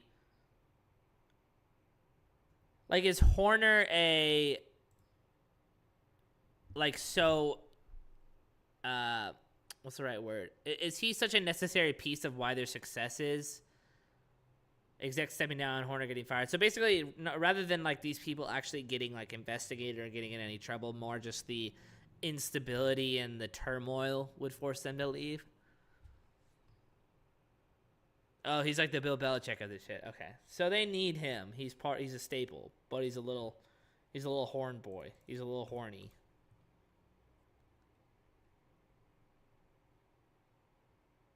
Let's see, where's someone? Red Bull has just shocked the F1 world once again. This time they have fully supported Christian Horner out of nowhere. Only weeks ago, it looked like we had seen the most of Horner on the grid, but as of right now, Red Bull seem to be 100% behind him again. And to make things even crazier, because of its recent inquiry, Red Bull had no other choice then to suspend the female employee at the core of claims against Formula One team head Christian Horner, as this was the only other option if Horner's case were to be dismissed. Did we not know who the lady was? We're unsure of who this lady that Nico Horner sent his dong to is. But Red Bull have been warned that as long as Christian Horner holds onto the team, just some Red Bull employee, he'll not only damage Red Bull in the long run, but Max Verstappen will leave the team in the short term, and Toto Wolff will be the big winner. So what is exactly going on right now? After a female employee accused Horner of inappropriate behaviour, an independent lawyer chosen by Red Bull conducted an 8-week investigation. On the eve of the season-opening Bahrain Grand Prix, Horner was cleared of any wrongdoing after an investigation of the evidence at the centre of the case. Does his wife have a lazy eye? You guys have probably seen her on camera. Does this lady have a lazy eye? Can't tell from the photo. Yeah. He's a good man. He's a good man, Horner. He's got a wife. She's quite a beaut. Right? And saying they fired her. I feel like they had to, I guess, right? They had to claim it was treason against Red Bull, what she was doing, right? Yeah, so she couldn't see him texting dong pics. Yeah, right. He did it on her left side, so she couldn't really see it very well. I think this got lost in the hog discussion, but the NHL trade deadline was at noon if you need more fodder. See, the problem is I know so little about players. But we can take a look at it. Ooh. You said good for the Jets and bad for the Sens, right? It was looking elsewhere. His wife's a Spice Girl? Like one of the actual OG ones? Interviews with key team officials. A statement from Red Bull at the time said, "The independent investigation into the allegations made against Mr. Horner is complete, and Red Bull can confirm that the grievance has been dismissed." So she is the grievance, right? This is that's what they're saying here, right? The grievance is the woman. The grievance has been dismissed. That's crazy. It's a crazy way to not explicitly describe the woman, but like that's what they're saying, right? Not much to take a look at. Basic synopsis. The Panthers, Canes, and Golden Knights are a capital D dangerous now. Jets did get better, though. They make great moves. I liked it a lot. Rangers, Leafs, and Bruins didn't do anything of note. Gotcha. So the Panthers, Canes, and Golden Knights leaned in. Got better. It seems like there's a lot of teams that are really fucking good, from what I can gather. Where are NHL standings at? I haven't looked in a while. I swear to God, when this is a full-time career, after I take off for eating hot dogs on stream, I will have time in my day to know everything about every sport. That is my goal. Stars are nice. Canucks are still moving. Panthers nice. Look at your Rangers up there, huh? Rangers had a little back streak, right? They were back for a second. Vegas sold the farm they used a ton of loopholes to circumvent the cap, and people are so pissed about it. So Vegas is all in, right? And they're not even like doing all that well. Lost 4 in a row. Damn. Interesting. So they're just like trying to hang on to what they have right now.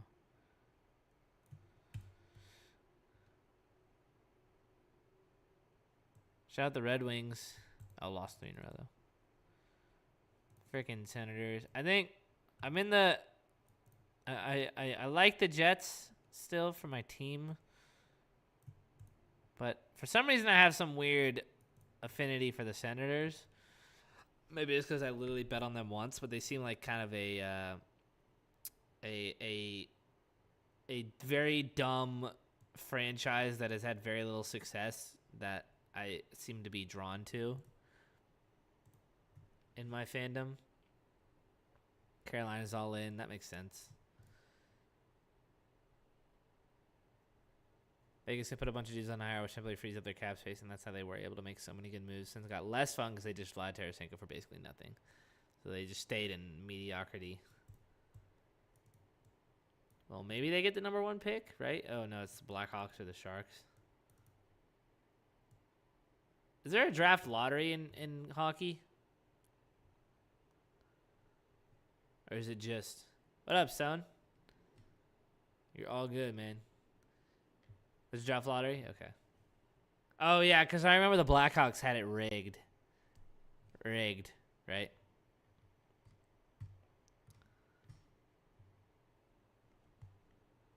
Either the Blackhawks or the Sharks are my favorite for the number 1 pick this year. Yeah, I mean, that would make the most sense, right? Hey, thanks for the resub, Stone. I appreciate you. I can't tell how many subs I have with this restream stuff. I think I have to... Maybe let's see, stats. Live, recording inactive. This is different.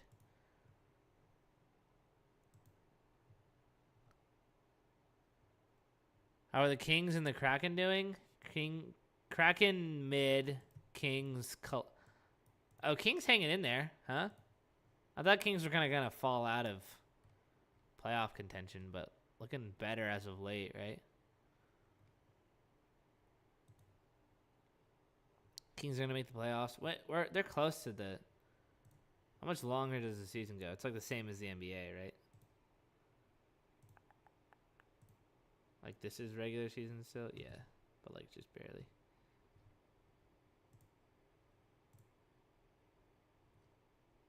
Yeah, so end on April 18th. So getting close to a month away. Crazy things are almost a month away. NBA, NHL playoffs. They made no moves at the deadline. Their fans weren't happy. Yeah, I felt like they kind of need to make a decision, right? I feel like, or at least go all in while they had kind of a hot season. And that's kind of how LA fans are, no? Wanting to go all in.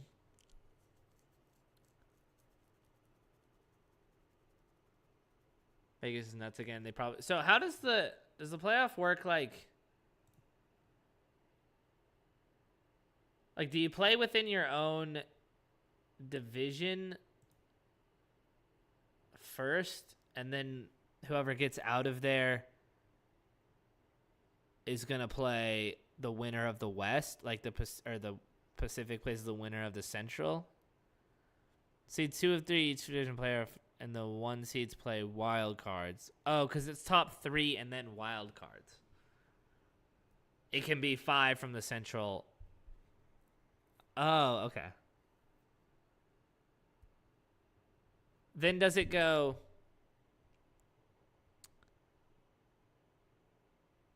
Right. Okay. So then does it go 1 in wild card? It would go 1 in wild card versus a 2-3, right? And then on the other side, a 1 wild card winner plays the 2-3 winner, I would assume, right? Okay. Interesting. I truly wish Laker fans right now would just say they're fans of LeBron and AD. Well, you got a Laker fan right here. I don't even think are Laker fans very much fans of AD. I'm still like there's been so much hate dished to him.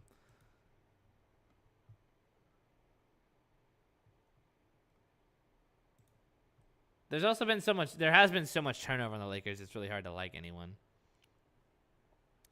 Some hate them. Real Lakers fans like AD. Okay.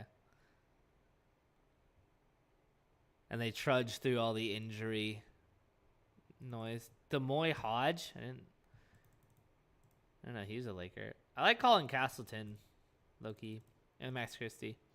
But yeah, there's so much turnover with the Lakers. Like, who are you going to like? I guess Reeves, right? Everyone loves Reeves. No one seems to like D'Lo, although he's kind of good. Vanderbilt's hurt.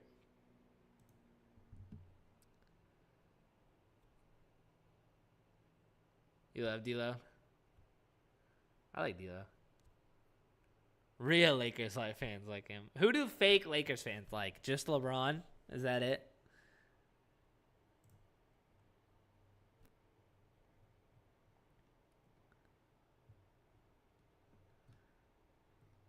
What are the Lakers? Oh, Lakers Bucks tonight.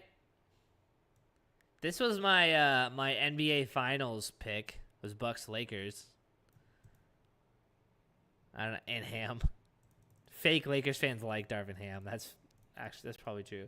I don't know. Is there any fan out there who likes Darvin Ham? I liked that tweet Brady sent in the head yesterday. Celtics fans like Ham. Where is it? Oh, let's watch the Anthony Edwards thing. Lake Showes. We gotta break down the Anthony Edwards sequence last night because the glazing, man, the glazing, holy shit.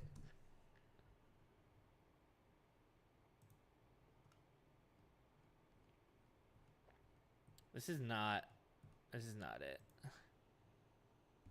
Actually, I hope it's PH.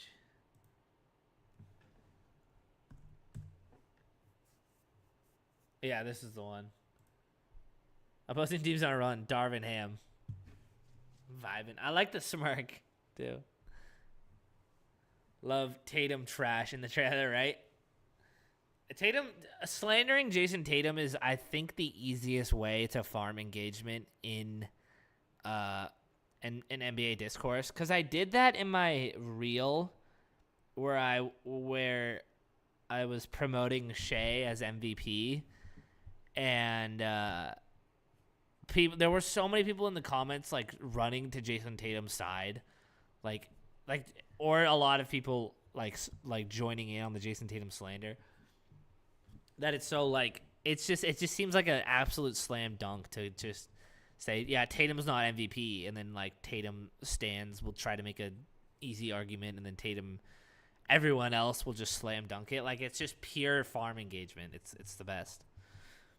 3 categories of Lakers fans: real Lakers fans, Kobe only fans, and LeBron fans. I think I like that distinction. That's a good way to devise them. I fuck with Hayes. He's so ass, and I love him. Killian Hayes? Or Jackson Hayes? Yeah, Jackson Hayes, because we were talking about the Lakers. Both of them kind of fit that. At least Jackson Hayes is pretty athletic, right? Just like a big bean pole out there.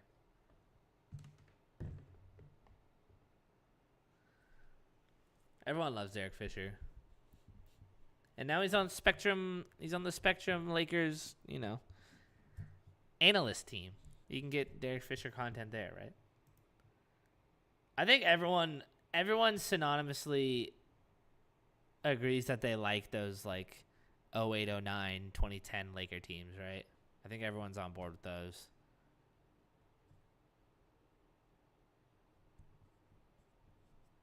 Did you say analyst? No. You said that.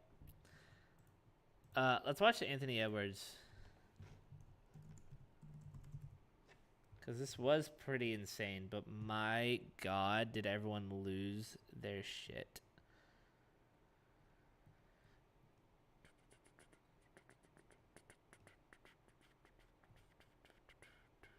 Where is the... Here we go. Yeah, here we go. So, again, setting the stage. There's 160. You guys can't see it quite that well. Let me see if I can...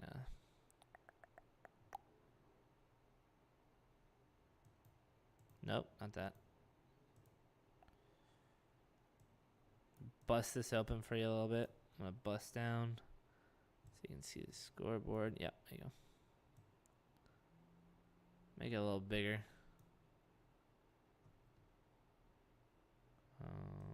Well, how do I hide those? Well, okay, we're just going to do this. There, now you can see the scoreboard. Bada bing. Okay.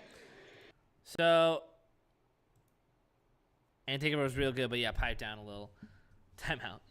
I mean, it was sick, right? He had all of it in there. I would have liked it would have really put the cherry on top if he actually put like a dunk in there, like if he postered someone, because I know he's capable of that too, right?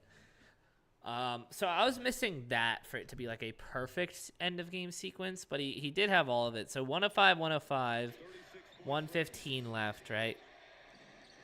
Get to pull up 3.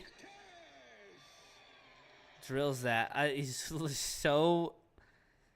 I mean, dude, he's got just the tough look, just all... He's got all of it down, bro. He's got quite the snarl to him. Look at that, dude. And that doesn't scare you as an opposing fan. I don't know what does. So then he goes down on the next possession. They're still up 3, and he crosses the fuck. Who is that? Is that Aaron Neesmith? There's 23 on the Pacers. We need to keep receipts on this stuff. This is important.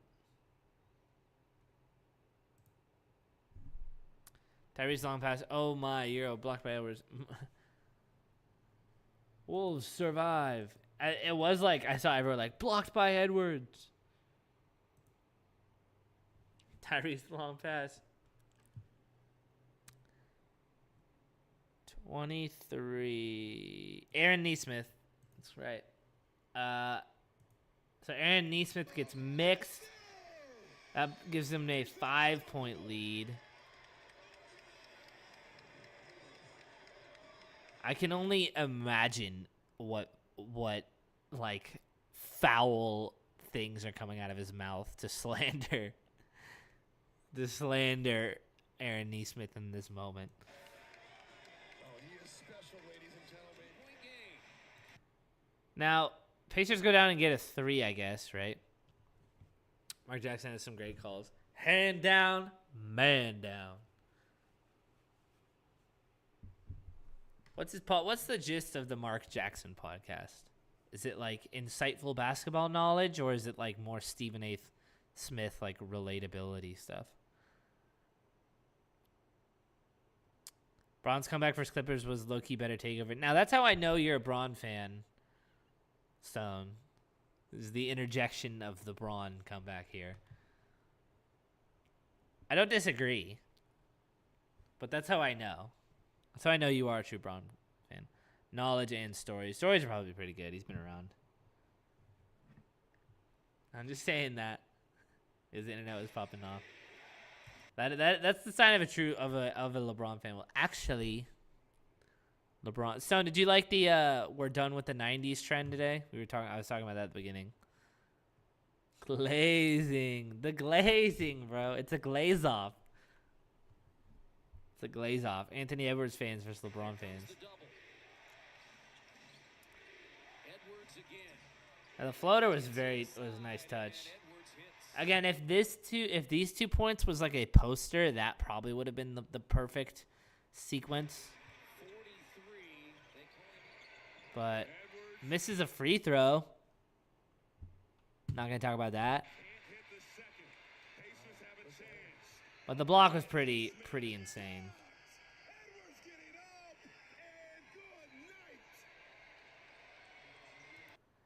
I think my favorite thing about Anthony Edwards is that he makes Rudy Gobert. He is so cool and exudes so much confidence that when he has to go dap up Rudy Gobert after making that block, it comes off as sick still.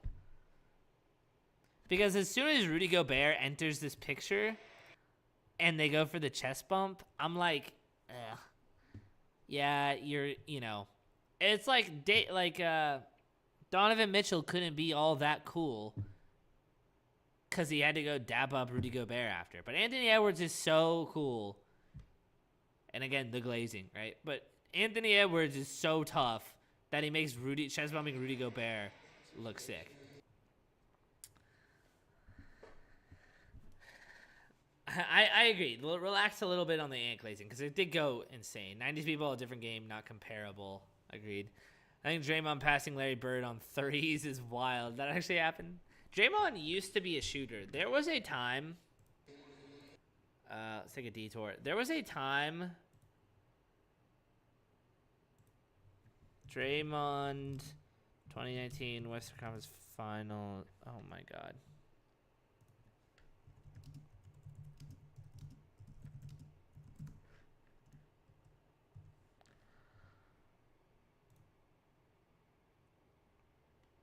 There was a time where Draymond would get these threes. I don't know who's him. Draymond used to be like an issue. Where's one of his open threes that he gets? Hold on. There's Rodney Hood guarding Curry. Hood had the lead game 7 No. Sunday with a Take a three. knee as Curry drills the three-pointer. I'm saying that's why you're getting paid. No, on defense. Anyways, there was a time where, like the threes destroyed. Larry Bird was the first good three-point shooter, destroying three-point contest. Now Draymond beans past him, right? Yeah, let's search straight for the open three compilation. Because I think you guys know the threes I'm talking about. It's these one. Okay, so it was. And this was this was 2 seasons ago, but it was back in the Warriors title run days where he would get these open ones because he would have to respect. I don't really know why Miles McBride is really respecting Damian Lee quite so much, but he would get these open ones and you'd be like, fuck, that's in. Every time. Every time the Blazers played the Warriors, you would have to give all the respect to Steph and Clay and whatever. And then Draymond would get these open ones at the top of the key, and they would go in every single time. Wow, that was really slow. This compilation is 2 minutes and 45 seconds long, and it just says all Draymond Green three-pointers during the 2021-2022 season. Yeah, 2015, 2016. I mean, even through 2019, like I was showing you in that Western Conference Final Series with the Blazers, like he's putting up points, right? Shooting like Marc Gasol them years, yeah, weird, ugly jump shots that just worked. How many 3-pointers did Draymond Green make in 2022?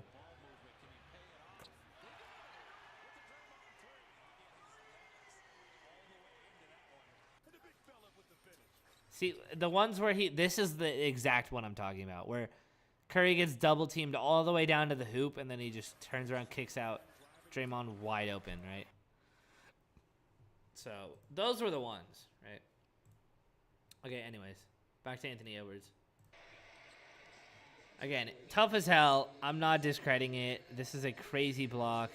Hits his head on the fucking backboard, almost on the rim, like... Hits the ground. Dude, he falls. He is parallel to the ground, like, so high up. Like, this is fully, like, 5 feet. He's gonna fall and land on fucking Aaron Neesmith's leg. So pretty fucking insane. Now, I don't know if they're necessarily in the Worldwide Wobe mentions, but like, I mean, the Jordan stuff has been going crazy, yes. But this is the stuff, like, is that one of the best blocks ever?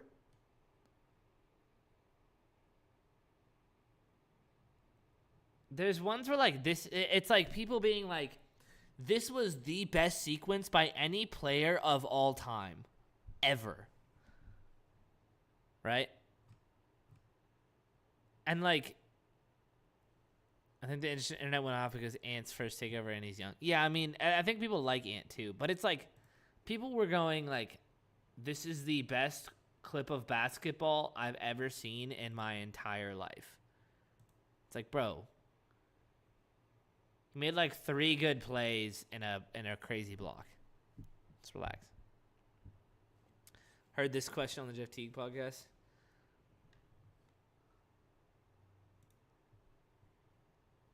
Which one is what's record being broken first? Caitlin's record or Braun's career points? Caitlin record in college basketball? I would say Caitlin's because it takes 3 years to do that.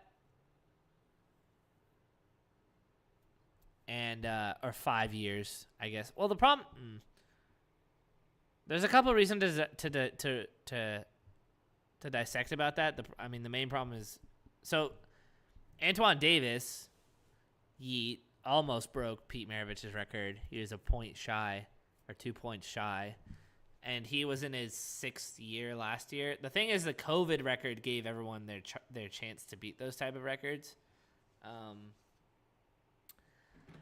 But because it only takes like 4 or 5 years to break the Caitlin Clark record, and there'll be so many more opportunities at it, I think, one, no one will probably break LeBron's 40K point record, but also because it takes 2 decades to do, that's why it'll take so much longer. So I definitely think Caitlin's record. But yeah, Stone, I mean, I agree. I pardon your glazing. You know, when like you're allowed to glaze if it's at the expense of discrediting another glaze. Do you know what I mean? Which is, I know I was chirping at you at the last one for interjecting the LeBron one, but in a civilized glaze off, a common presentation of a different glaze at the discredit of another glaze, I think it's appropriate, right? Not even glaze is truth. So do you like glazed donuts? But here's my thing: is like, that was a Thursday night game against the Indiana Pacers in 2024, where the regular season doesn't matter. You know, there was shit like this going on.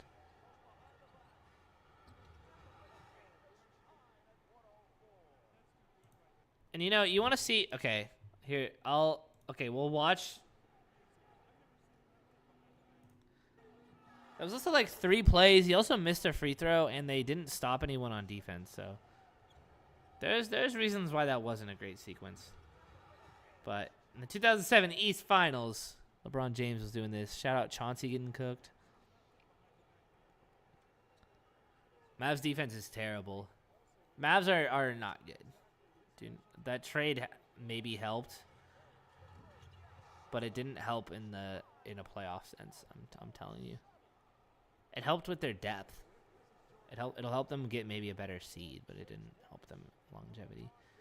LeBron James hitting threes when no one could. This is game 7, right? No, it says no one on the screen. Oh, game 5 now. Double overtime. And like, look at the skill of this layup, dude. This is crazy.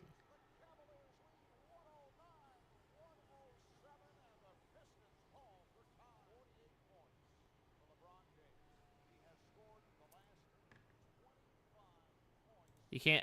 The volume was low, but he scored the last 25 points. 29 of the last 30, right? Crazy because Jason Kidd was a defense.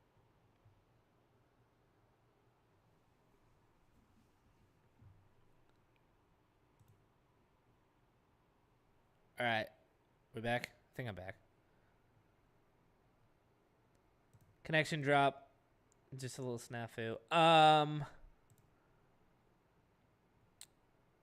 We'll check on some of these real quick. UNC Asheville tipped off. Let's go whatever they are. Wildcats, maybe. Northern Iowa won by 5. Okay. Believe I'm back. Whoa, it says 8 viewers. I think that's probably a glitch, right?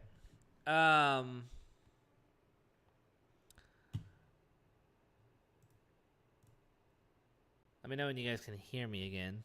Apologies for the disconnection. Like I said in this video, LeBron 29 of the last 30, last 25 points for them in this game. Obviously a legendary run. Let's quit with the glazing and calling Anthony Edwards the best 3-play sequence of all time. All right. Let's chill out a little bit. Something's going crazy. Hold on. Okay. Yeah? Yeah? Okay, there we go. Very sick, but chill. This is my time to Game 5 Nuggets 2021. This is my time to get out my glaze. This is the best performance in a loss ever. Gordon 3 for 3 from outside in the 2 Nugget victories. Hits his first triple. Lillard sprints to the cup and fouled by Porter Jr. It's a lot of opportunity for Rivers. He's capitalized. Lillard have one. Lillard one to clear. This is yeah. This is the best performance ever in a loss. 5 left in the game. Lillard fading away the 3. He got it. Damian Lillard ties it up. That's one game-winning buzzer beater. This is down 9 with 2 minutes in overtime. We could not get a stop. Now, this is the story of the Blazers for a long stretch. We could not get a stop to save our fucking life during this part of the game. Here's arguably a second game-saving 3. Here's a third game-saving 3. He got fouled. We get a miss on the free throw. Yeah, dude, this game, I was ripping my shirt off, freaking out. This is the craziest one of all time, dude. This is a 4th game-saving 3 in a row. Look at this spin move, dude. How do you get this ball to the hoop?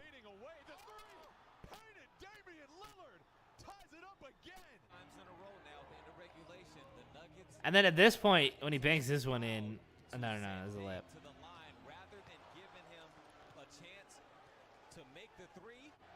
Again, they go down. We're down again. Every time we come back, the score is more for them. Banks that one in. Just kept going. That was the last one he hit. So, you want to talk about a 3-play sequence? That was crazy. You want to talk about best sequence of all time? Let's chill out. Anthony Edwards, I think if that block wasn't quite so high, I think then it wouldn't even be really talked about that much. But I think it was because that block was so crazy that's why it really popped off the way it did. Didn't matter if he kicked the ball, it was going in. Give me Jamal Murray or Spida in the bubble since we glazing. Dame was bubble MVP though. All right. I know we didn't really get very far in the playoffs that year, but Dame was bubble MVP. That Nuggets Jazz series was always TJ Warren bubble. Yeah. Bubble Jamal. I'll watch some bubble Jamal highlights.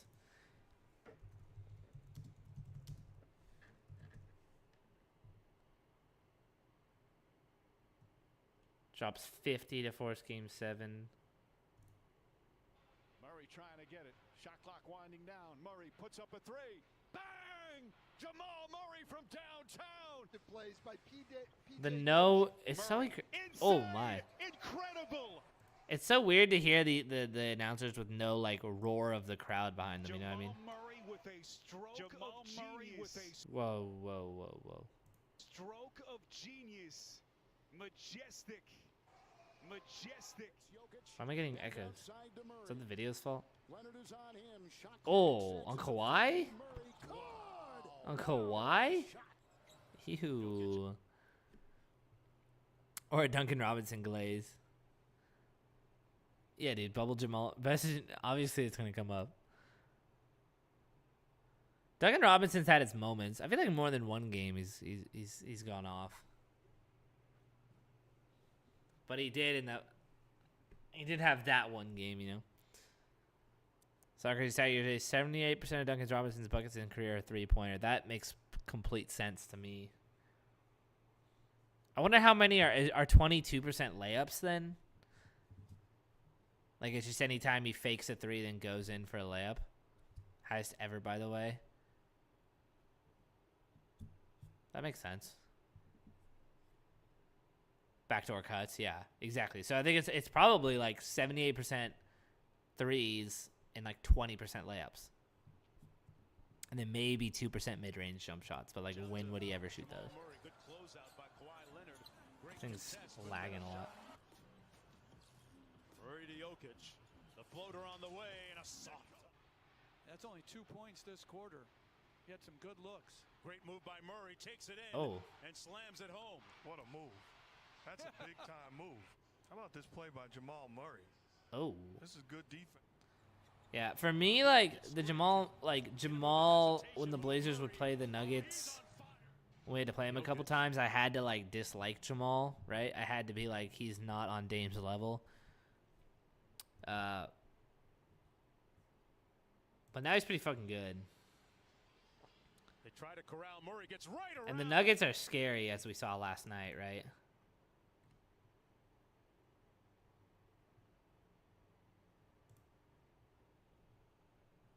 Maul is nice. Tell me about Jamal Murray turns into prime Kobe in the playoffs. I don't know, man. Some people just have it. And that is valued as it should be to a very high degree, right? That's why Joel Embiid still has no respect. It won't get you, I think, talked about that much if that's where you really turn it on, but I think the pure respect, you will receive no hate if people know you as a playoff performer, right? Like, name someone who's actually ever hated on Jamal Murray, right? No one's ever like Jamal Murray the GOAT, but everyone's like Jamal Murray, like, respect, right? You could be Joel Embiid. If you're Joel Embiid, you'll get to the top of the discourse, right? You can be that good, but you will also receive all of the hate in the world. Even Jason Tatum has like been in so many fucking playoff games. Playoff point leaders. Is this playoff games? No, this is points. LeBron clearing Jordan. My God. The difference between LeBron and Jordan is basically Jordan to Steph, which is also crazy that Steph's 11th. The fuck? Only hate it when we play him. Big fan otherwise, right? All the homies say Kelly Olynyk. Well, Kelly Olynyk is nothing, and he's ugly. So I think that's pretty valid for the homies in that sense. Dana played in the Eastern Conference Finals against Braun when he's on the Cavs. That's how long they've been going deep in the playoffs. I know. He postered Braun on the Cavs.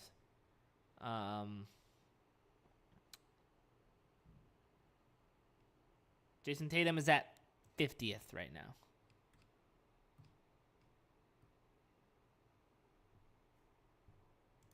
Like, he's almost got as many playoff points. He's 63 shy of Paul George.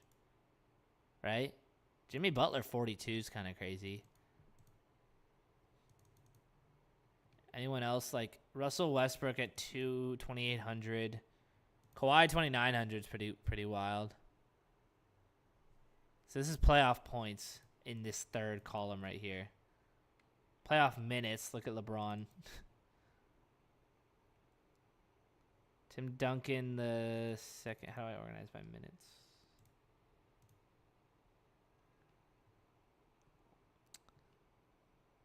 Is Jason Tatum on the playoff point? No, he can't. There's no way he's on the playoff minutes list, right? That can never be the case.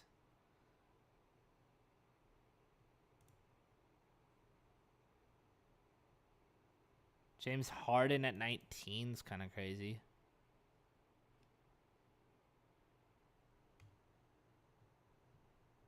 Look at Manu. Where's Manu?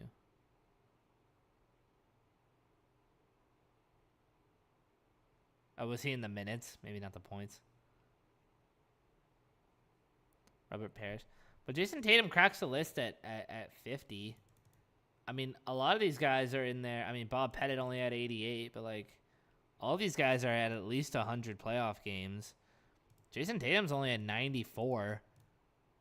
He's up there in points. Like, he's going to, I mean, if they, and it's the Celtics, right? They're probably going to go all the way through the NBA Finals. Like, how many points do you score in the playoffs? Like, 400?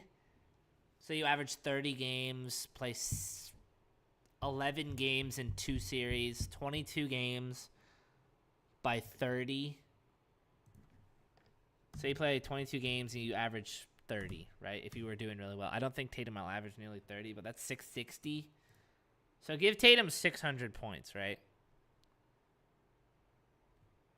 Yeah, more than 400. I'll give Tatum an easy 550, right? Tatum this playoffs is going to be 2786. Going to jump all the way up to 37th, and he's fucking 26. Just turned 26. Tatum born in 19... He's a year older than me, dude. That's fucking crazy. All right, Trae Young is hated a lot too. Yeah, Trae Young is I've been seeing that the Hawks defense has been really good without Trae Young, and that kind of intrigues me. I also the Spurs talks are also interesting because I don't think the Spurs think that they need him or want him, but I do like Trae Young. Something about his stats, though, kind of are inflated to me because the Hawks have just been such a, like, offense pedal to the metal for so long, right? Like Trae Young averaging 30 and 10 for whatever stretch is a lot different to me than if, say, like Anthony Edwards did it because of the way that the Timberwolves and the Hawks play different styles of basketball. You know what I mean? But anyways, and I kind of forget how we got here, but my point being that Jason Tatum... Oh, it was that Jason Tatum gets tons of slander, and, you know, people can't say he can't perform in the playoffs when he's literally already in the top 50 of playoff points. And if he plays to, say... Look, I think more athletes are going to get to LeBron's age and be able to play than in years prior just because of modern medicine, right? And the fact that maybe LeBron kind of cracked the code in terms of longevity. I don't think they'll be, like, doing what he's doing, but I think that'll be closer to common than it has been before, right? They're like the Pacers, but not flashy impact. Yeah, it's kind of, that's basically it. It's like, and Trae Young is like their Halliburton, right? But say Tatum plays like 12 more years, right? And the Celtics are going to be good for a long fucking time. I mean, dude, he like, if there's anyone who can get to LeBron's playoff,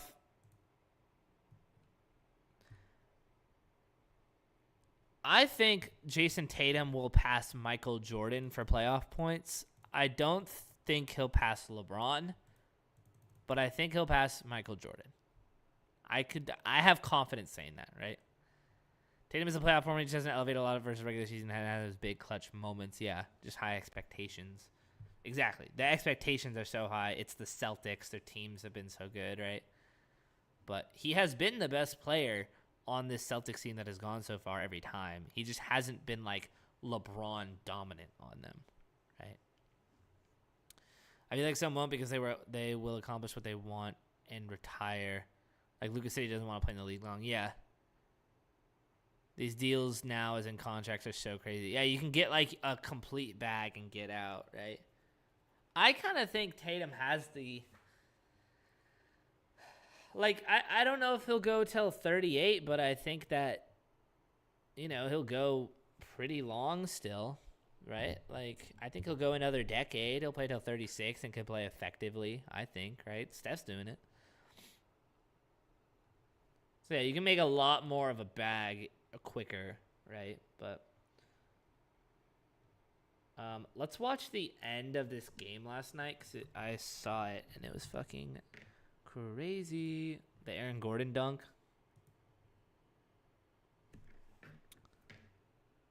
We can also listen to Kenny and Kenny talking about Nuggets. Celtics.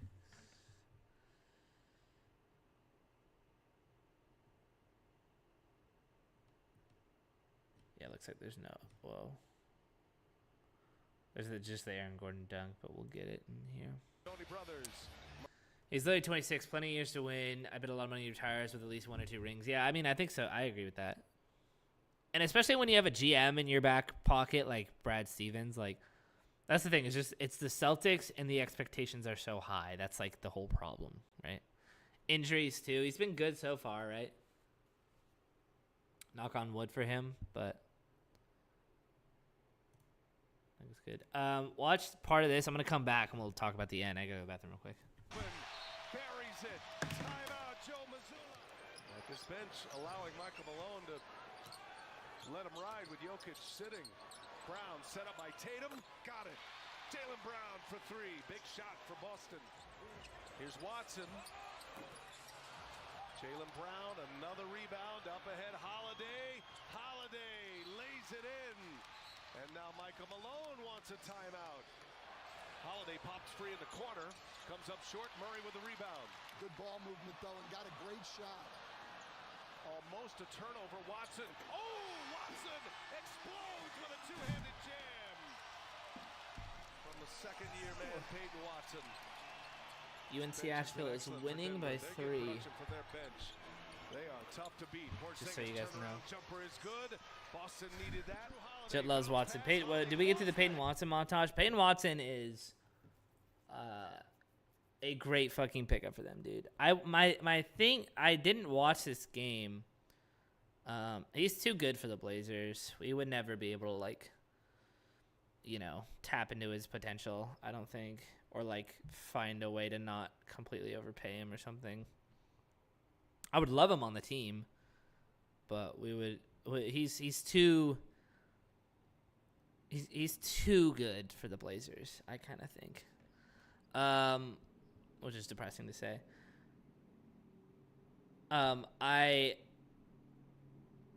My thought process when I kind of came across this game and I saw Tatum 5 of 13 was that Peyton Watson probably locked him up pretty hard. I don't know how the game went. It seemed like he kind of just deferred to Jaylen Brown and like a little bit Kristaps Porzingis rather than like maybe not being effective, right? Yeah. And that was the quote he said last night. And he got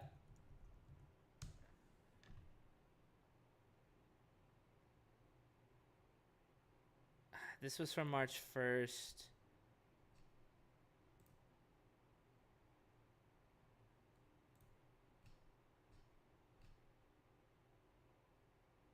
I'm trying to find it. It was basically, I mean, this guy kind of says it. I don't have to hijack the game is something he said.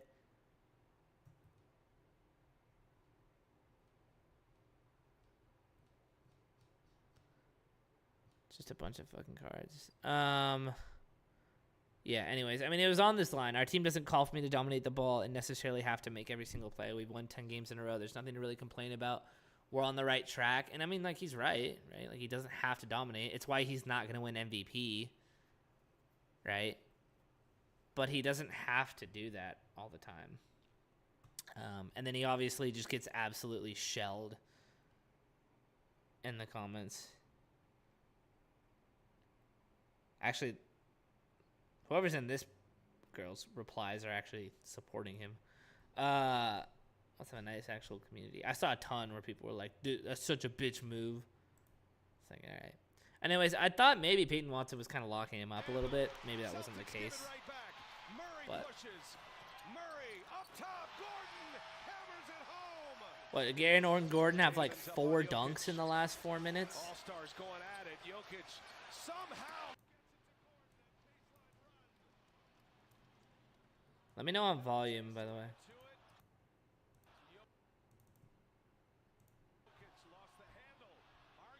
So up 11 with 4:20 to go. It got pretty close, right? Jokic yelling, per usual. Drew Holiday stepping up, right? How does Jokic get bumped off so easily here? Shouldn't Jokic be able to like block this? If he has Drew Holiday drive on him, can't he give a block effort right here? Jokic dunked last night. He had more triple doubles than dunks in his career, I think is the stat. He just gets kind of like big bodied by Drew Holiday underneath there, right? Drew has crazy low center of gravity. Yeah, it makes sense. Is this the putback? This is the fucking insane, dude. This putback dunk is fucking crazy.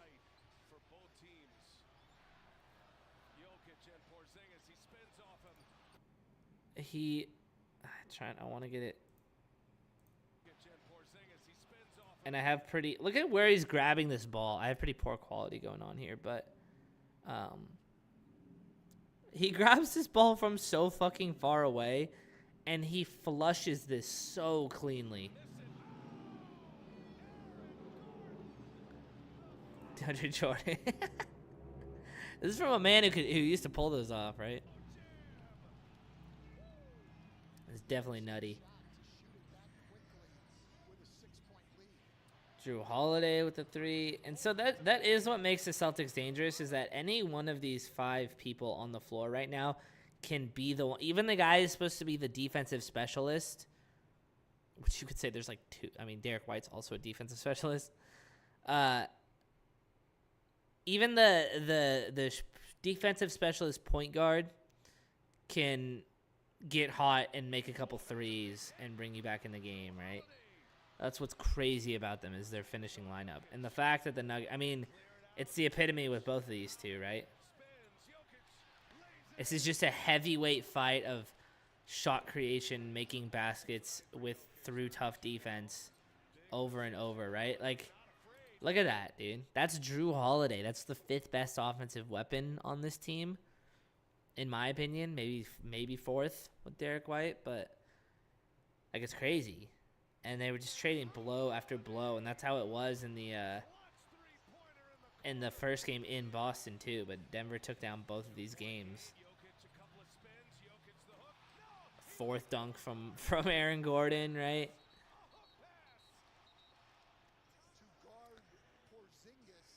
Now, and I'll get to your comment 1 sec. 4 points right here. 14 seconds. This steal works. Oh, no. They foul. Wait, no. Where was that layup or that Tatum 3? Did they just gloss over that? Oh, they glossed over it, bro. The steal and the Tatum missed 3. You know what I'm talking about. You watched the game. I wanted to see. That was the one play I wanted to see. Whatever. Celtics cheat code. 3 guys averaging over 20. Yep. All good defenders. 4 guys shooting over 40%. The role players are good. It's just if they want it or not. I think they want it. I'll be honest with you. I think they want it pretty bad.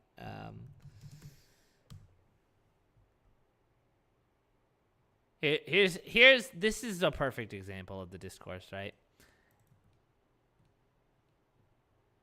Nobody appears pissed about missing half of 14 free throw attempts. I guess they're not important anymore. Terrible. Ruined what would have probably been his best game of career. I think they're talking about Jaylen Brown. 7 of 14 from the line. This is classic, right? He drops 41. They're like, well, he shot 50% from the line. Like, you still would have lost even if he shot 12 of 14.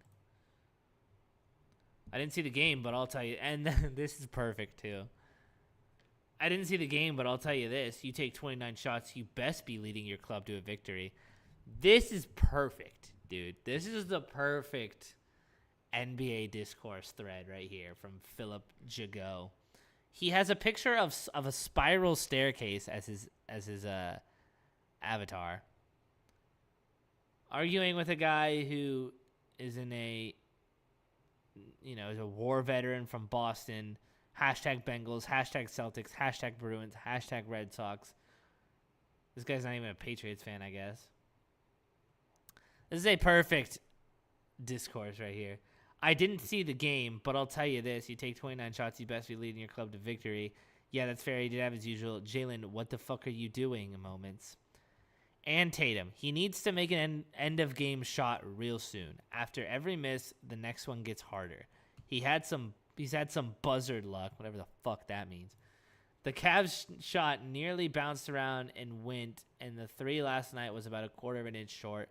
No matter, close don't count. I mean, I'm sure I could find some Tatum clutch shots, right? I know he's not known for them, but like,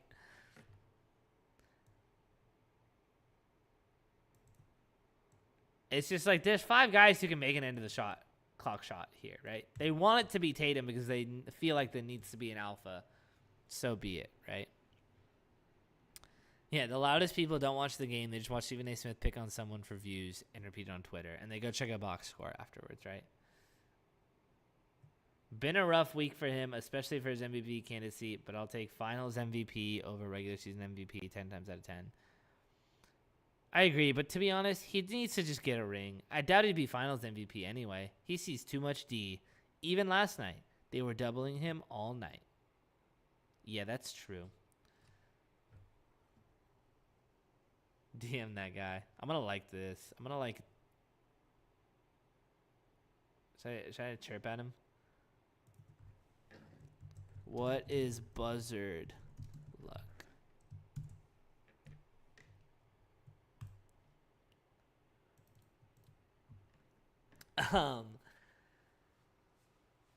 But you see my point. It's like there's no being happy. There's no being like if I'm a Celtics fan, the discourse today is damn the Nuggets are really fucking good because we played a great game. Yeah, Jason Tatum missed a wide open 3 that really should have been a layup by Jaylen Brown or Kristaps Porzingis before that. But you take a wide open 3 there from Jason Tatum. He missed it. Yeah, so be it. It's a regular season game. You lost at Denver and at Cleveland by not being able to pull out 2 wins. When in a lot of cases, you've pulled out clutch wins. You're 48-14. You have an 8-game lead for first place in the conference and a 6-game lead for first place in the league. The point of it should not really be, damn, this team is not doing good enough. It should be, damn, there's fucking 4 teams in the Western Conference that could beat us, and there's one team that looks better than us at certain points. They might not have the record, they might not have the numbers, but they beat us twice. Every single piece of Celtics discourse should be about the Nuggets today, right? Yeah, they'd be pissed about an 80-2 season, especially if the 2 losses were to the Denver Nuggets, right? So there's not much more that the Celtics can do. It's just going to come down to the playoffs. And I get that's kind of what this discourse is about. Like, they need to be better because it needs to show up in the playoffs. But, like, you know, it's just like to sit on your ass and say he needs to make an end of game shot real soon, or to be the people who are slandering him for not taking over. Appreciate it. What up, Carl? Glad I'm working again. I've been talking NBA, talking about how Celtics fans are delusional and ungrateful for having like a 4th best rated team of all time right now. But yeah, if I was a Celtics fan, and I've talked to Houlihan and Jalen Reezy, who are Celtics fans, and you know the pressure is obviously on. It's win a title or a complete bust, right? And I think that's where the discourse stems from. That's where the lack of appreciation comes from, because the standards are so high. But I wouldn't be discouraging really any of the play from the Celtics at the end of last night. No one's giving Drew Holiday his props for scoring 8 of those last 14 points or whatever the fuck it is, right? No, I don't see a single person giving Drew Holiday props. All I see are Jason Tatum didn't make that shot, or Jaylen Brown missed 7 free throws. Like, that's all I see.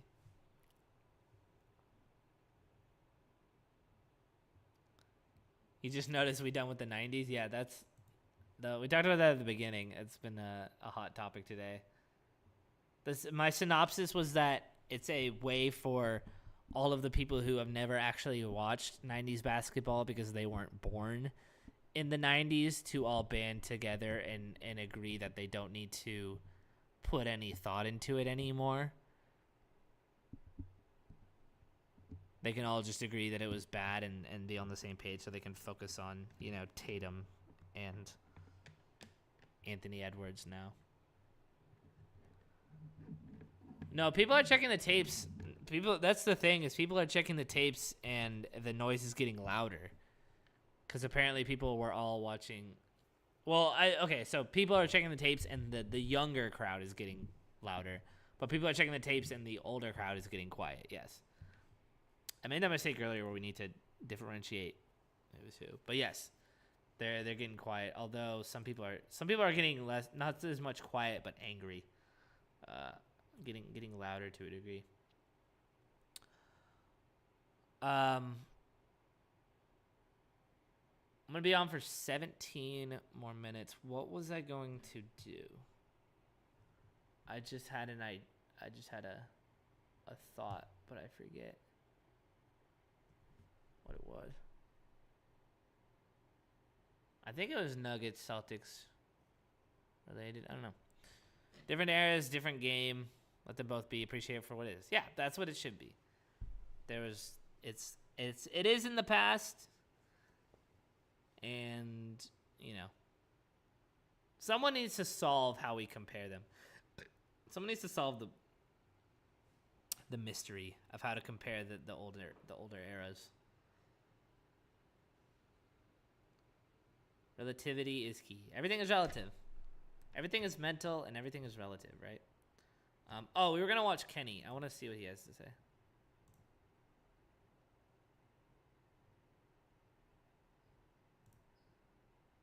This will be our final. We'll see what Kenny has to say about Nuggets versus Celtics, because it does seem somewhat inevitable, and I don't think I hate it. Like, I would rather it become Nuggets Celtics than if it was like fucking Nuggets and the Magic went on a run, right? Yeah, Kenny Beecham. He's got great NBA takes and content. You should check him out.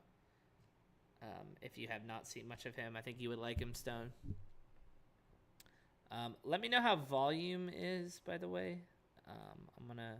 Sometimes it gets too loud, I think. Last night we got an NBA Finals preview. Maybe. Like, can you hear me well over this if I do need to talk over something? Just the last time they played against each other, because that was a banger. Last night in general. Okay, I'll turn up to so. Every single one of those games was a banger in their own right. Anthony Edwards dropped 44 and had a Superman block to win the game. The Pistons are more than this. The worst team in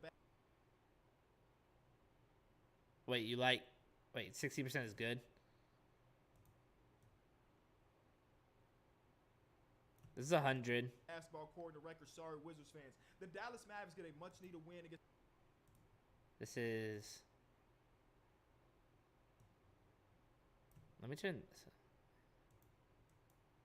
I'm gonna leave this there. I want this to be how I toggle.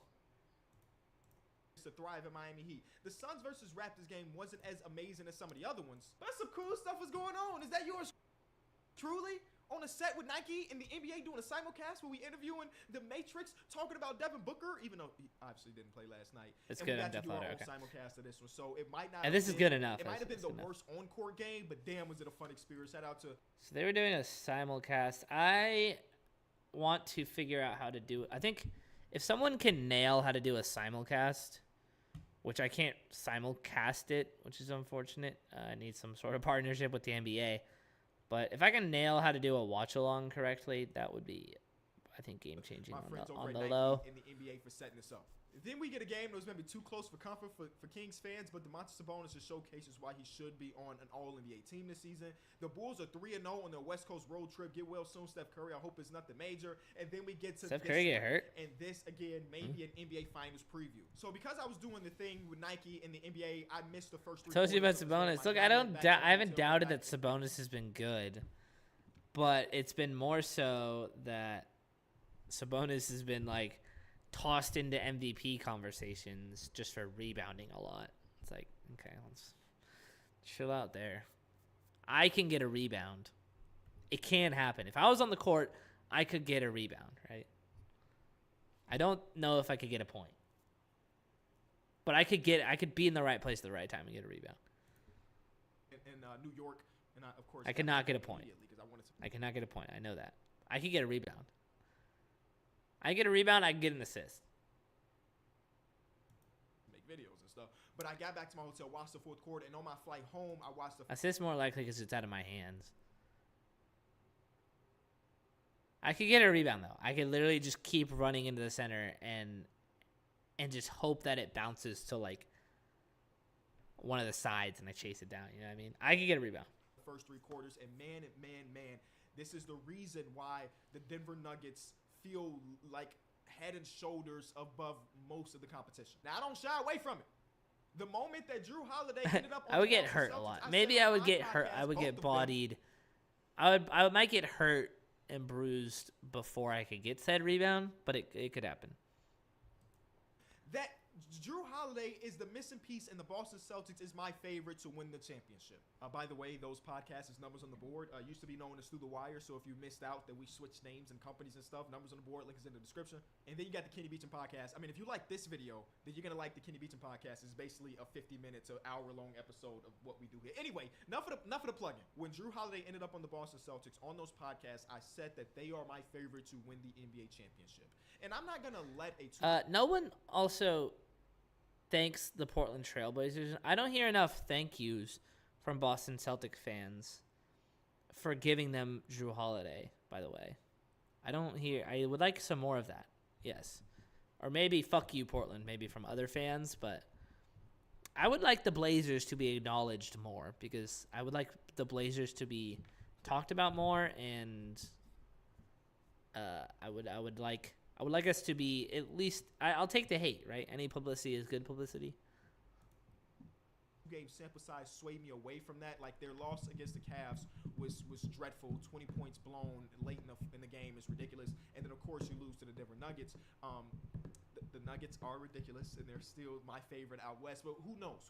A game like this showcases why Nikola Jokic is the best player in basketball. Like you might disagree, and that's fine. But I don't know if there's an argument you can give me to convince me that Jokic is not the best player in basketball, because when the lights are the brightest, when we get down to the clutch, this team, Nikola Jokic, is going to do the right thing. And that is one of the major differences between the Boston Celtics and the Denver Nuggets. Like, if they do eventually meet in the NBA Finals, I would probably pick the Denver Nuggets to win that series, right? The main difference is the shots that are created and taken in the clutch. And we saw that a couple nights ago when they played against the Cavaliers, and they went 0 for 9 from jump shooting. Jokic head and shoulders best in the league. See it again in this one. It's like that the shot. I don't want to admit it because it's boring, right? I see I like to be a soldier for that he's not. That he shouldn't win MVP. Right? It's boring. It makes it not fun. But Yeah, if you want to take the easy way out, then yes, Jokic is the best in the league, right? Okay. Sure. All right, he doesn't even want to be there and he's dominating, exactly. He doesn't care, and he can dish up for fucking a billion stats. Which, I don't know.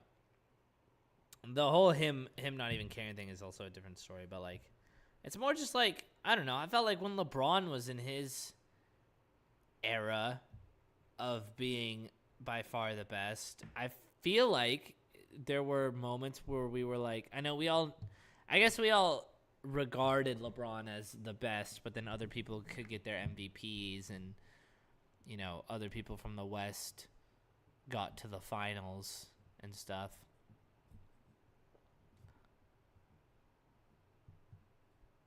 I guess Jokic is approaching that, right? Bron got blacklisted from MVP 4 and 5 years. Yeah, basically. That's what's happening with Jokic, right?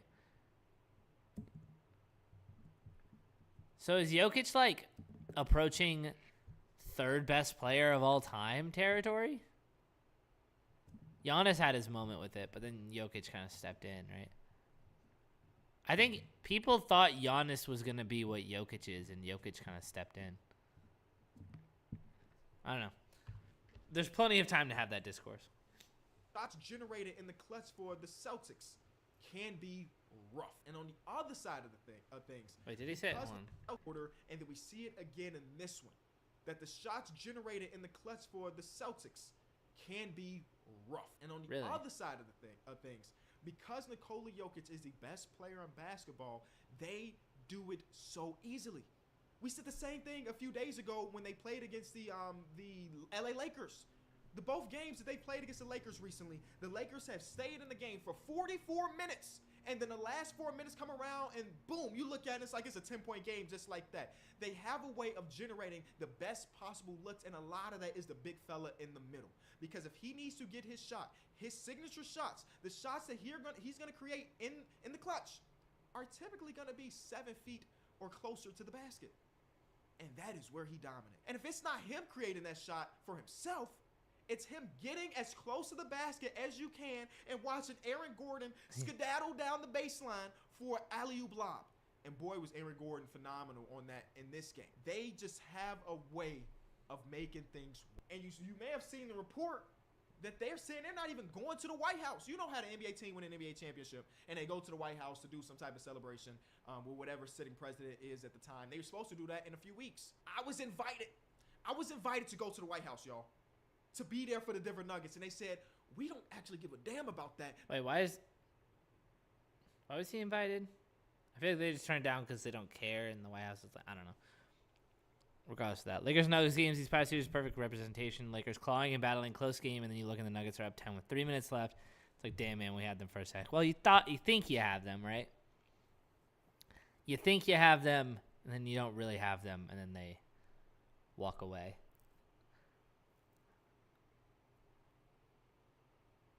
Ten lead changes, boom, walk away. And it's a walk away too, right? It's a casual, and it's time to take this over. And they did it. They've done it twice to the Celtics now. Yeah. Lakers trying so hard. Jokic barely sweating. He's just, it's just somehow he keeps getting better at the whole thing. And he's got, it's a perfect art form. It's like, it's an art form at this point, right? Making the Celtics, who, I mean, again, this totally could have changed. Like, the Celtics could have walked out with a win. There was a lot of, hold on one sec.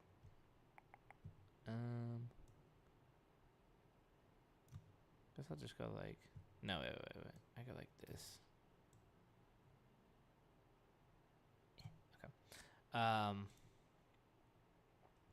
Nuggets so well oiled, yeah. Nuggets all lubed up. I'm all lubed up for the Nuggets. I'm all well oiled for Jokic.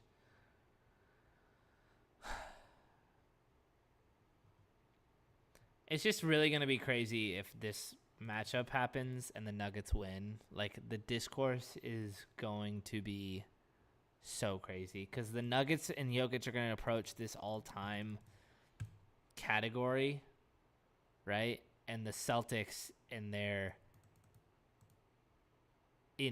lack of achieving their goals is going to be so pungent that everyone's going to freak out about it. I'm excited. I want this to happen, to be honest. I think this could turn into a rivalry going forward. It's something we kind of got robbed of last year with the Heat,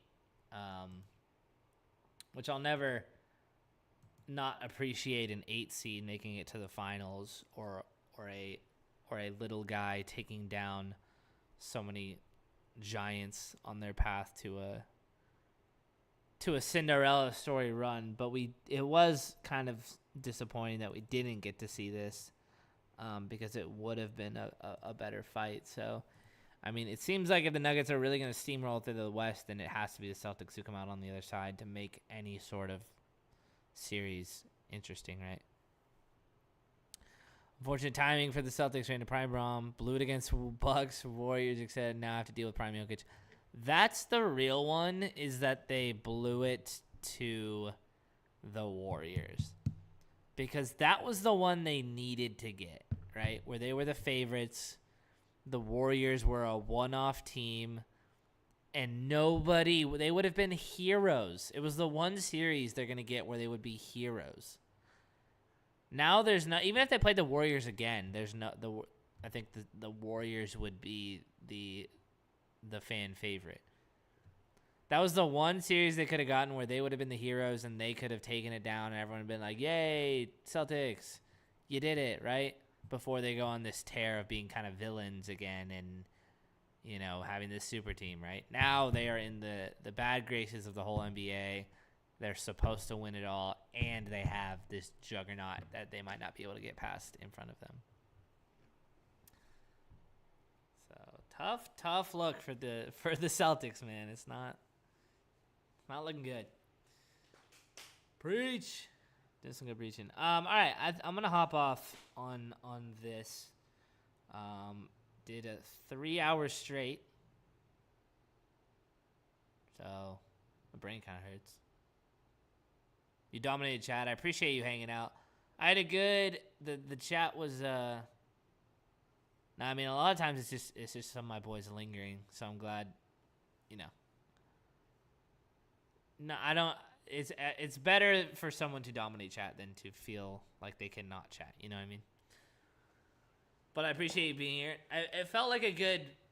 I had my regulars come in at different intervals throughout this and hang out for the whole 3 hours, so it was good. So you took the back half, the back third. But yeah. We got to do March Madness next week. I think I will dedicate Monday to a big chunk to conference tournaments. And then I think I'm off. I think I probably won't stream on Tuesday. Just one of Monday or Tuesday. Because Tuesday night I go to Vegas for the Pac-12 tournament. So that'll be fun. I won't be streaming at all for that. Then Sunday will come around. Selection Sunday. The bracket will come out. I'll do a lot of streaming Monday, Tuesday, Wednesday. Just in preparation for the tourney, making a bracket, whatever it may be. So I will help everyone then. I'll just do a rundown of everything, spill all of my knowledge that I've been soaking up. So Monday will be starting next week, it's all college basketball all the time for me. Regardless of if it's not drawing as many eyes, Because it's time. It's March, baby. It's the 3 weeks that college basketball, the eyes get put on, right? So it's my time to shine. Where I've been grinding in the dark, betting and researching and making content, right? Swamp Donkey, what up, man? You gonna watch these fights at all? I don't watch too much UFC. You want to give me a quick rundown of what's good with the fights? Just something I should know. I don't watch too much UFC, so I'm pretty out of the loop on it. But NAA boxing, interesting.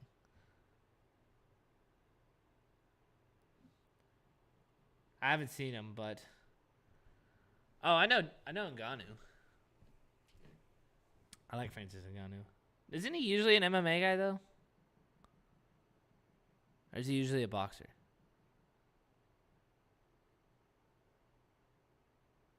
Heavyweight boxing, yeah. Tyson Fury boxing. Absolute units swinging punches.